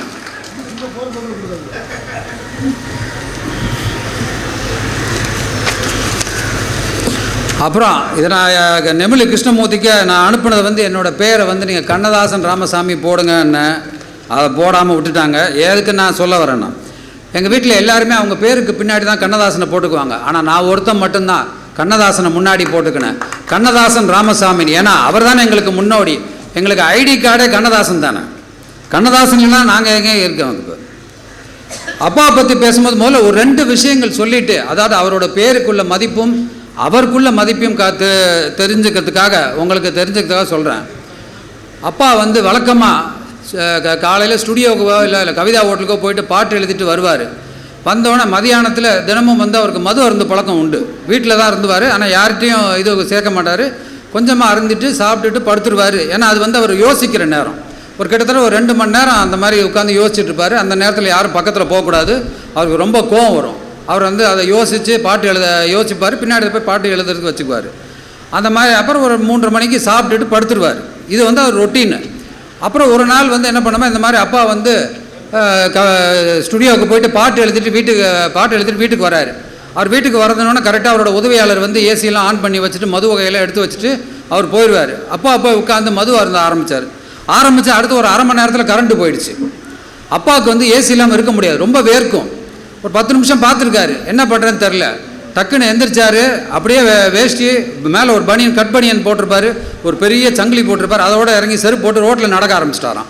மத்தியானம் 2 மணி வெயில்ல. அப்போ வாசலில் வந்து என்னோட சகோதரர் கண்மணி சுப்புவும் அப்பாவோட உதவியாளர் ராம கண்ணப்பனும் உட்காந்துருந்தாங்களாம். அவங்களுக்கு ஒன்றும் புரியலையாம். கவிஞர் என்ன எந்திரிச்சு அவர் பாட்டுக்கு போகிறாருன்னு இவங்களும் அவர் பின்னாடியே போனாங்களாம். அப்பாவுக்கு கொஞ்சம் தூரம் போனோன்னு ஒரு சந்து மாதிரி போய் அப்புறம் ஒரு மெயின் ரோட்டில் வந்து ஜாயின் ஆகும். எங்கள் டி நகர் வீடு. அந்த மெயின் ரோட்டில் போனோன்னா கொஞ்சம் இபி ஆஃபீஸ் இருக்கும். அந்த இபி ஆஃபீஸ்க்காக நடந்து போயிருக்காரு. அவர் மெயின் ரோட்டில் வந்தோன்னே அந்த பக்கம் வர பஸ் எல்லாம் வந்து என்ன கண்ணதாசன் நடந்து போகிறான்னு சொல்லிட்டு பஸ்ஸெல்லாம் நிறுத்திட்டாங்களாம். பஸ்ஸில் இறங்கி கண்டக்டரு டிரைவரு பயணிகள் எல்லாம் வேடிக்கை பார ஆரம்பிச்சா. ரோட்டில் போகிறவங்களாம் வேடிக்கை பார ஆரம்பிச்சாங்களாம். அப்பா என்ன பண்ணால் நேராக இபி ஆஃபீஸுக்கு போனாராம். டேய் கரண்ட்டை கொடுங்கடா, நான் செத்துருவேன்டா, கரண்ட்டை கொடுங்கடான்னு சொல்லிட்டு வந்துட்டாராம். இதை எதுக்குன்னா அப்பா வந்து இபி ஆஃபீஸில் உள்ளவங்க நிறைய பேர் அப்பாட்ட வந்து பண உதவியெல்லாம் நிறைய பெற்றிருக்காங்க. அதனால் போய் சொல்லி அதை உடனே கரண்ட்டுக்கு ஏற்பாடுனா அது யாரையும் கூப்பிடவும் இல்லை. அந்த இதில் வந்து டென்ஷனில் அவராக இறங்கி நடந்து போய் பண்ண. ஆனால் இந்த விஷயம் அன்னைக்கு முதலமைச்சராக இருந்த கருணாநிதியா எம்ஜிஆர்னு எனக்கு சரியாக தெரியலை. அவங்களுக்கு இந்த தகவல் போய் அவங்க உடனே வந்து மின்வாரிய உயர் அதிகாரிகளை கூப்பிட்டு நீங்கள் என்ன பண்ணுவீங்களோ ஏது பண்ணுவீங்களோ எனக்கு தெரியாது, உடனே கண்ணதாசன் வீட்டுக்கு ஒரு 10 நிமிஷத்துக்குள்ளே கரண்ட்டு கொடுக்கணும். நாங்கள் அதே மாதிரி கரண்ட் வந்துருச்சு. இது எதுக்கு சொல்லணும்னா அப்பாவுக்கு அவர் இருந்த மரியாதை, அந்த எல்லா முதலமைச்சர்கள்ட்ட அப்பாவுக்கு இருந்த மரியாதை. அப்புறம் இன்னொரு விஷயம், அப்பா வந்து மன்னிக்கணும், கலைஞர் முதலமைச்சராக இருந்தப்ப நான் வந்து அரசாங்க மருத்துவர் வேலைக்காக டிஎன்பிசி எக்ஸாம் எழுதினேன். அப்போ நான் வட சென்னையில் ஒரு சென்டரில் இந்த பரீட்சை நடந்துச்சு. காலையில் ஒரு பரீட்சை, சாயந்தரம் ஒரு காலையில் ஒரு தேர்வு, சாயந்தரம் ஒரு தேர்வு. தமிழாசிரியர் நினச்சிக்குவாங்க, தப்பாக நினச்சிக்குவார், பரீட்சை கிருச்சன் பேசுகிறாரு இன்னும். அது தேர்வு. அப்போ காலையில் தேர்வு நடந்துருக்கோம். மத்திய தேர்வோட வினாத்தால் சில பேருங்களுக்கு வந்துருச்சு, எனக்கு வரல. அதுக்கு வந்துருச்சு. அப்புறம் சுதாரிச்சுட்டு அவங்க திருப்பி வாங்கிட்டாங்க. காலையில் உள்ள தேர்வுதாளை கொடுத்து பரீட்சையெல்லாம் முடிஞ்சு நாங்களாம் முடிச்சுட்டு மத்தியான தேர்வையும் முடிச்சுட்டு வந்துட்டோம். ஆனால் இந்த விஷயம் எப்படியோ வெளியே வந்து நக்கீரன் பத்திரிக்கையில் ஃப்ளாஷ் பண்ணிட்டான். இந்த மாதிரி லஞ்சம் வாங்கிட்டு வினாத்தாளை வந்து லீக் பண்ணிட்டாங்கன்னு சொல்லி. அதனால் வந்து கலைஞர் என்ன பண்ணிட்டாரு, இதுக்கு வந்து ஒரு சிபிசிஐடி என்கொயரி போட்டார். இது எனக்கு தெரியாது. நான் அப்போ ரொம்ப பேப்பர் படிக்கிற பழக்கம்லாம் கிடையாது. இது சிபிசிஐடி என்கொயரி நடந்துட்டுருக்கு. திடீர்னு ஒரு நாள் காலையில் நாங்கள் கோடம்பாக்கத்தில் எங்கள் வீடு, காலையில் ஒரு 6:30 மணிக்கு ஒரு போலீஸ் ஜீப் வந்து நிற்கிது. நான் வந்து வாசலில் நின்றுக்கிட்டு இருந்தேன். டாக்டர் ராமசாமி யாருங்க, நாங்கள் வாங்க சிபிசிஐடி வச்சு ஆஃபீஸ் வரைக்கும் வரணும், ஒரு சின்ன என்கொயரி தான் சொன்னாங்க. எனக்கு ஒன்றும் புரியல. நான் வந்து வீட்லேயும் எங்கள் அம்மாட்டையோ எங்கள் அண்ணன்ட்டையோ யார்ட்டையும் சொல்லலை. ஏதோ ஒரு குருட்டு தைரியத்தில் அவங்களோட அந்த ஜீப்பில் ஏறி போயிட்டேன். நேராக சிபிசிஐடி ஆஃபீஸ் மந்தவழியில். அங்கே போனால் நிறைய ஒரு 20 டாக்டர்ஸ் இருந்தாங்க எனக்கு முன்னாடி. எல்லார்ட்டையும் கேள்வி கேட்டு ஒவ்வொரு டாக்டர்கிட்டே கேட்டு என்ன ஆச்சுன்னு கேட்டு எழுதிக்கிட்டே வந்தாங்க. என்னோடய முறை வந்தப்போ கேட்டாங்க என்ன ஆச்சுன்னு. நான் சொன்னேன் ஒன்றும் ஆகலைன்னு. என்ன இந்த மாதிரி பேசுகிறீங்க, மற்ற டாக்டர்லாம் ஒத்துக்கிட்டாங்க, நீங்கள் இந்த மாதிரி பேசினா ரொம்ப பிரச்சனை வரும். ஏன்னா அது முதலமைச்சர் வந்து இன்ட்ரெஸ்ட் எடுத்து பார்க்க சொல்லியிருக்காரு. நாளைக்கு உங்களுக்கு பெரிய அதிகாரிகள்லாம் வந்து கேள்வி கேட்பாங்க, உங்களுக்கு பிரச்சனை ஆயிரும், கரெக்டாக சொல்லுங்கண்ணே. நான் சொன்னேன் இல்லை சார் எனக்கு கேள்வித்தாள் வரல, வந்தால் தானே சார் வந்துன்னு சொல்ல முடியும்னானே. சரி நீங்கள் இப்படிலாம் சொன்னால் சரிப்பட்ட வரமாட்டீங்க, உங்களுக்கு பிரச்சனை தான் அப்படின்ட்டு ரைட்டர் இங்கே வாயா சாரோட டீட்டெயில்ஸ்லாம் எடு அப்படின்னாரு, தம்பியோட டீட்டெயில்ஸ்லாம் எடு அப்படின்னாரு. சொல்லுங்கன்ட்டு அப்புறம் இன்ஸ்பெக்டர் கேட்டார் பேர் என்னங்க, ராமசாமி. அப்பா பேர் கண்ணதாசன். 2 பேர் நிறுத்திட்டாங்க. எழுதின எழுத்தரும் நிறுத்திட்டாரு, இன்ஸ்பெக்டர் நிறுத்திட்டாரு. நிறுத்திட்டு எந்த கண்ணதாசன், கவிஞர் கண்ணதாசன். கவிஞர் கண்ணதாசனா, என்ன தம்பி முன்னாடியே சொல்லக்கூடாதான், அவ்வளோ நேரம் கோபமாக பேசிகிட்டு இருந்தவர், என்ன தம்பி முன்னாடியே சொல்லக்கூடாது சொல்லி தான் வீட்டுக்கு அனுப்பியிருப்பேன். நான் சொன்னேன் நீங்கள் கேட்கவே இல்லையங்க, இப்போ தானே இங்கே கேட்குறீங்கன்னு. சரி உட்காருங்க தம்பின்னு சொல்லி உட்கார சொல்லி ஏட்டு சாருக்கு ஒரு டீ வாங்கிட்டு வா அப்படின்னாரு. நான் சொன்னேன் அதெல்லாம் வேணாம் சார் பரவாயில்லன்னு சொல்லி அப்புறம் பேசியிருந்தா. அப்புறம் அவர் வந்து அவரோட கதையெல்லாம் சொல்ல ஆரம்பித்தார். தம்பி அமெரிக்காவிலேருந்து உங்கள் அப்பாவோட பூத உடல் வந்தப்போ எம்ஜிஆர் தான் என்னை ஏர்போர்ட்டுக்கு அனுப்புனார், நான் தான் போய் பூத உடல் கொண்டு வந்து உங்கள் டி நகர் வீட்டில் வச்சேன் அப்படி இப்படின்னு பேசிவிட்டு, சரி தம்பி ரொம்ப சந்தோஷம், தப்பாக நினச்சிக்காதீங்க, இது ஒரு ஃபார்மல் என்கொயரி தான், உங்களுக்கு ஒன்றும் பிரச்சனை இல்லை, அதனால் நீங்கள் கிளம்புங்க, நான் ஜீப்பில் இறக்கி விட்ற சொல்கிறேன்டா. நான் சொன்னேன், எங்கள் ஜீப்பில் வரும்போதே எனக்கு அசிங்கமாச்சு, திருப்பி போய் ஜீப்பில் இறங்கினா நான் ஏதோ தப்பு பண்ண மாதிரி ஆகிடும் அப்படின்னா. இதை எதுக்கு சொல்கிறேன்னா, கண்ணதாசன் என்ற மகத்தான மனிதனுக்கு அவர் பெயர் இருந்த மதிப்பும் மரியாதையும் சொல்கிறதுக்காக தான். ஏன்னா எல்லாரையும் வந்து ஒரு மாதிரியாக பேசிக்கிட்டு இருந்தவங்க கண்ணதாசன் பையன்ற ஒரே காரணத்துக்காக தான் என்னை விட்டாங்க. இல்லைன்னா என்னை அங்கே உட்கார வச்சுருப்பாங்க. அன்றைக்கி பூரா வீட்டுக்கும் தெரியாது. அப்போ ஃபோன்லாம் கிடையாது, செல்ஃபோன்லாம் கிடையாது, வேறு சொல்லவும் முடியாது. அப்புறம் அப்பா பொதுவாக வந்து எங்களெல்லாம் ரொம்ப அன்பாக பாசமாக வளர்த்தாரலான்னு சொல்ல மாட்டேன், கண்டிப்பாக வளர்த்தார். யாரும் எந்த தப்பும் பண்ணக்கூடாது, எந்த கெட்ட பழக்கம் கற்றுக்கூடாது, அதில் ரொம்ப குறியாக இருந்தார். ஏன்னா எங்களை பற்றி எல்லா நியூஸும் அப்பாவுக்கு போயிடும். யாராவது ஒருத்தர் வந்து எதாவது பண்ணால் கூட எங்கள் அப்பாவுக்கு விஷயம் பண்ண. அதனால் எங்கள் வீட்டில் இருந்த எனக்கு தெரிஞ்சு எங்கள் அப்பா உயிரோடு இருந்த வரைக்கும், அதுக்கப்புறம் என்ன ஆச்சுன்னு தெரியாது, உயிரோடு இருந்த வரைக்கும் எந்த பசங்களுக்கு எந்த கெட்ட பழக்கமும் கிடையாது. ஆனால் ஒரு விஷயம், அப்பா என்ன பண்ணுவார்னா யாரையும் கண்டிக்க மாட்டார். அவங்களுக்கு வேண்டிய துறைகளை தேர்ந்தெடுத்துக்கலாம். அதனால தான் என்னோடய மூத்த சகோதரர் வந்து பியூசி முடிச்சோன்னு, அப்பா எனக்கு படிப்பு வரல, அதனால் நான் வந்து பாலச்சந்திரட்ட அசிஸ்டண்ட்டாக சேர்ந்துக்கிறேன். சரின்னு சொல்லி அப்பா போய் சொல்லிட்டு சேர்த்து விட்டார். ஆனால் என்ன மட்டும்தான் தெரில, சின்ன வயசுலேருந்தே டாக்டர் ஆகும் நான் சின்ன வயசுலேருந்து நல்லா படிப்பேன். நான் வண்டலூரில் ஒரு முஸ்லீம் ஸ்கூலில் படித்தேன். கிரசன்ட்னு ஒரு ஸ்கூலில் 6ஆவதுலேருந்து 12ஆவது வரைக்கும் படித்தேன். அங்கே வந்து படித்து முடித்தோன்னா அப்பா நான் டாக்டர் ஆகணும்னு ஆசைப்பட்டார். ஆனால் சேர்கிறதுக்கு முன்னாடி, மருத்துவக் கல்லூரியில் சேர்கிறதுக்கு முன்னாடி அப்பா இறந்துட்டார்.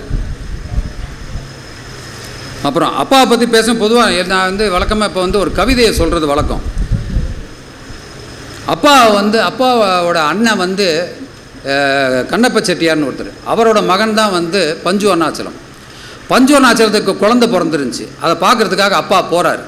போனப்போ அந்த குழந்தை தூங்கிக்கிட்டு இருந்தது. எங்கள் அண்ணி வந்து அதை எழுப்ப போனாங்க. அப்பா சொன்னார், அவனை எழுப்பாதீங்க, அப்படியே தூங்கட்டும்னு சொல்லிட்டு வீட்டுக்கு வந்துட்டு வாரம் குமுதத்தில் ஒரு கவிதை எழுதுவார். அப்போ அந்த வாரம் ஒரு கவிதை எழுதினார்.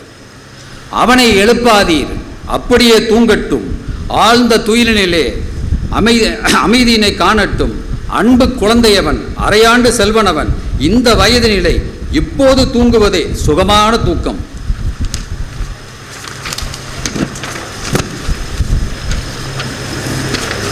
அவன் சுகமாக தூங்கட்டும், கண்ணை விழித்திருந்து காசினியை காணுங்கள், என்ன துயர் வருமோ, எங்கெங்கே அடி விழுமோ, காதல் வருமோ, காதலுக்கு தடை வருமோ, மோதல் வருமோ, முறைகெடுவார் துணை வருமோ, முறைகெடுவார் துணை வருமோ, நன்றியில்லா நண்பர்கள் தான் நால்புறமும் சூழ்வாரோ, நலமிழந்த பெண்ணொருத்தி துணையாய் வருவாளோ, செய்ய தொழில்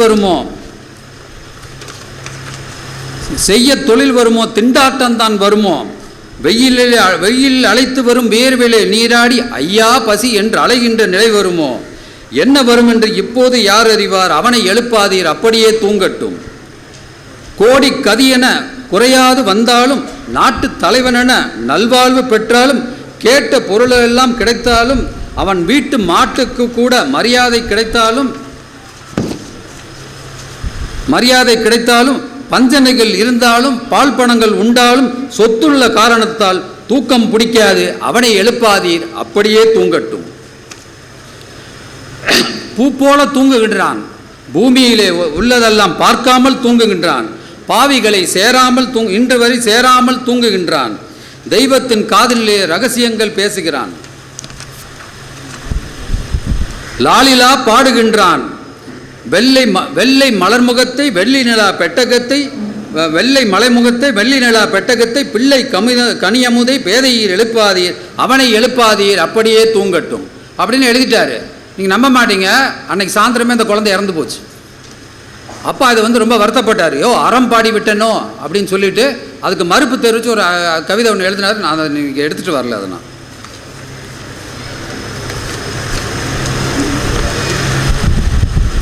அப்புறம் அப்பாவை பற்றி பேசும்போது நான் வந்து இது எல்லா மேடையிலும் சொல்கிறேன். கண்ணதாசன் வந்து மது அருந்திட்டு பாட்டு எழுதுவாருன்னு. ஆனால் அது எந்த வகையிலும் உண்மை கிடையாது. அவர் மது அருந்தும் போது பாட்டு எழுத மாட்டார், பாட்டு எழுதும் போது மது அருந்த மாட்டார். மது அருந்துகிற நேரம் வந்து அவர் யோசிக்கிற நேரம். அந்த நேரத்தில் அவர் யாரையும் பக்கத்தில் கூட சேர்க்க மாட்டார். அவர் நண்பர்கள் கூட சாப்பிட மாட்டார். மது அருந்துவது தனியாக தான் அருந்துவார். அப்புறம் அப்பா பாட்டு எழுதுறதை பற்றி நிறைய பேர் கேட்பாங்க, ஏங்க நீங்கள் பார்த்துருக்கீங்களான்னு. காவிரி மைதன் கூட என்ன அடிக்கடி கேட்பார்.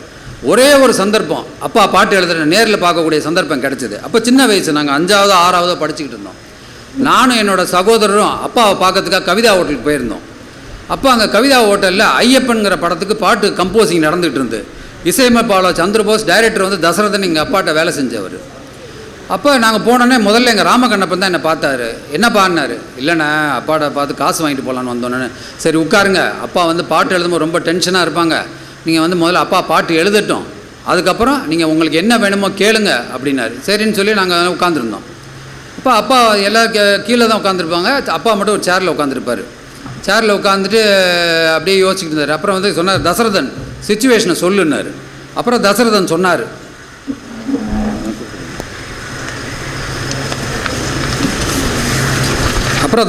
சொன்னார், இந்த மாதிரி அண்ணா ஐயப்பன் கோயிலுக்கு இப்படி போவாங்கண்ணே, வருவாங்கண்ணே, பேட்டை துள்ளுவாங்கண்ணே, நதியில் குளிப்பாங்கண்ணெல்லாம் சொல்லுவார். அப்பா எல்லாத்தையும் ஒரு நிமிஷம் கண்ணை மூடிட்டு கேட்டார். கேட்டுட்டு சந்திரபோஸ் ரெடியா, டியூன் போடுன்னாரு. உடனே சந்திரபோஸ் டியூன் போட்டார். டியூன் போட்டானே அப்படியே அருவி மாதிரி கொட்டுது பாருங்கள். பொய்யின்றி மெய்யோடு நெய் கொண்டு போனால் ஐயனை நீ காணலாம், சபரி ஐயனை நீ காணலாம்னு கடகடன்னு கொட்டுது. எங்களுக்கு வந்து அப்போ சின்ன பசங்க, எங்களுக்கு வந்து அதோட அருமை தெரியாது. ஆனால் அந்த ஃப்ளோ இருக்குது பாருங்கள், இன்னமும் ஞாபகம் இருக்குது எங்களுக்கு. அப்பா பாட்டு எழுதி முடிச்சுட்டு கண்ணை திறந்து பார்க்குறாரு. தசரதன் கண்லேயும் சந்திரபோஸ் கண்லேயும் தண்ணி. அப்பா கேட்டார், ஏன்ப்பா அழுகிறீங்கன்னாரு. இது அழுகலைண்ணா, இது ஆனந்த கண்ணீர்னு. நீங்கள் சபரிமலைக்கே போனதில்லை, ஆனால் நீங்களே போயிட்டு வந்த மாதிரி எப்படின்னா உங்களால் எழுத முடிஞ்சுன்னு. அதுக்கு அப்பா சொன்னார், இது நான் எழுதலப்பா, இது அந்த கடவுள் கொடுத்த அருள்னார். எதுக்குன்னா எப்போவுமே தான்னு சொல்ல மாட்டார், கடவுள் கொடுக்குறான் நம்ம செய்கிறோன்றதை சொல்லுவார். அப்புறம் அப்பா வந்து இடத்துக்கு ஏற்ற மாதிரி பாட்டு எழுதுவார், சுச்சுவேஷனுக்கு ஏற்ற மாதிரி, அந்த இடத்துக்கு சூழ்நிலைக்கு ஏற்ற மாதிரி பாட்டு டக்குன்னு எழுதிடுவார். ஒரு தடவை ஒரு ஸ்டுடியோவில் வந்து பாட்டு எழுத போயிருக்காங்க. பாட்டு எழுத போனால் இந்த ஸ்டுடியோட ஓனர் கேட்டார், கவிஞரை இந்த இடம் சின்னதாக இருக்குது போதுமானாராம். அப்போ அந்த படத்துக்கு ஒரு பாட்டு வந்து ஒரு காருக்குள்ளே பாடுற மாதிரி, ரவிச்சந்திரன் ஜெயலலிதாவில். அப்போ வந்து அப்பா வந்து உடனே பல்லவி எழுதினாராம், போதுமோ இந்த இடம் தேடுமோ அந்த சுகம். அப்போ அதையே டக்குன்னு ஒரு பல்லவியாக மாற்றிட்டார். நன்றி, வணக்கம். பன்னாட்டு அன்னையர் தின விருது வழங்குதல் திருமதி பவானி வடிவேல், தலைவர், சைனபுரம் ஊராட்சி அவர்கள் விருதினை பெறுகிறார்.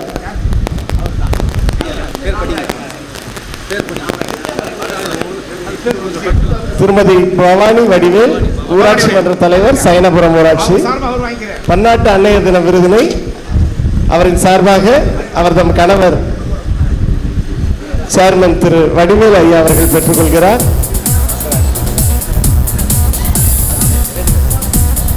தொடர்ந்து நெமிலி பேரூராட்சி மன்ற தலைவர் திருமதி ரேணுகா தேவி சரவணன் அவர்களுக்கு பன்னாட்டு அன்னையர் தினம் விருதினை சிறப்பு விருந்தினர் அவர்கள் வழங்குகின்றார். நெமிலி பேரூராட்சி மன்ற தலைவர் திருமதி ரேணுகா தேவி சரவணன் அவர்களுக்கு பன்னாட்டு அன்னையர் தினம் விருதினை சிறப்பு விருந்தினர் அவர்கள் வழங்குகிறார்கள். திருமதி ராதிகா இன்பசேகரன் அவர்களுக்கு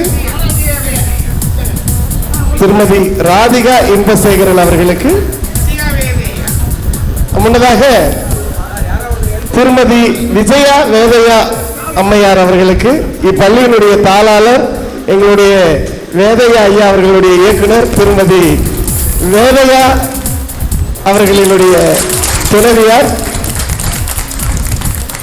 ஒருவர் வேதையா அவர்களின் துணைவியார் திருமதி விஜயா வேதையா அவர்களுக்கு பன்னாட்டு அன்னையர் தின விருதினை சிறப்பு விருந்தினர் அவர்கள் வழங்கி சிறப்பிக்கின்றார்.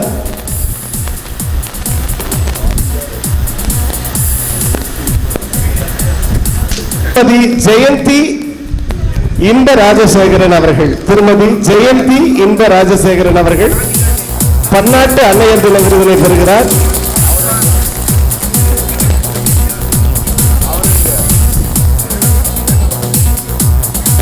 தொடர்ந்து திருமதி ராதிகா ரவிக்குமார் அவர்கள் பன்னாட்டு அன்னையர் தின விருதினை பெறுகிறார்.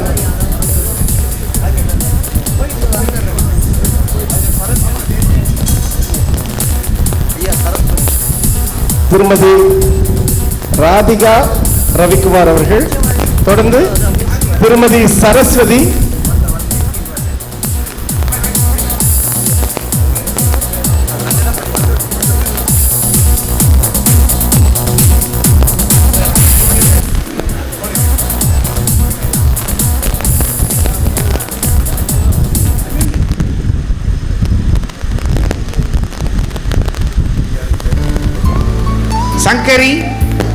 சங்கரி, காமராஜ்,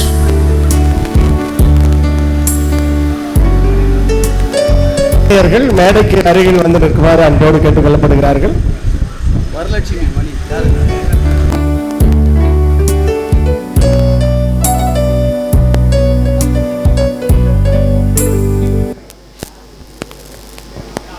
அன்போடு அழைக்கின்றோம். அன்னையர் திலகம் விருதினை பெறுகிறார்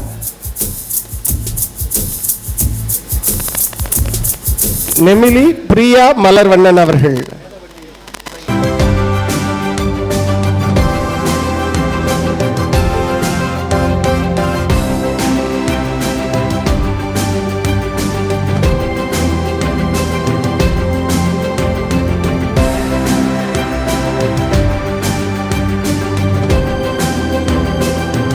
மாணவ செல்வங்கள் ஸ்டூடெண்ட்ஸ்,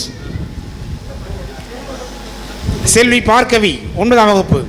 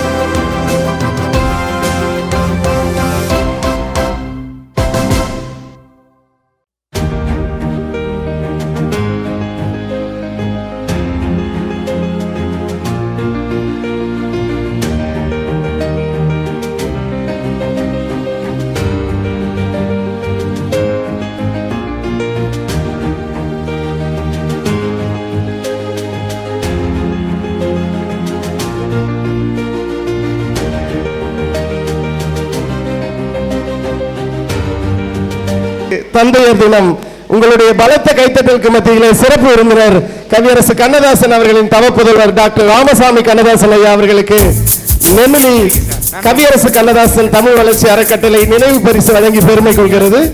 தொடர்ந்து சென்னை பம்மல் கண்ணதாசன் தமிழ்ச்சங்க நிறுவனர் கவிஞர் திலகம் காவிரி மைந்தன் அவர்களுக்கு நினைவு பரிசு வழங்கி நம் அறக்கட்டளை பெருமை கொள்கிறது.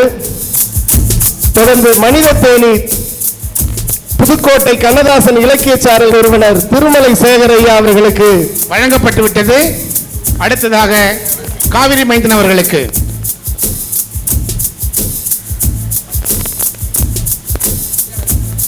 அடுத்ததாக மஞ்சுளா காந்தி எழுத்தாளர் கவிதாயினி ராஜ் மஞ்சு என்கிற மஞ்சுளா காந்தி அவர்களுக்கு. அடுத்ததாக முனைவர் செந்தில் முருகன்.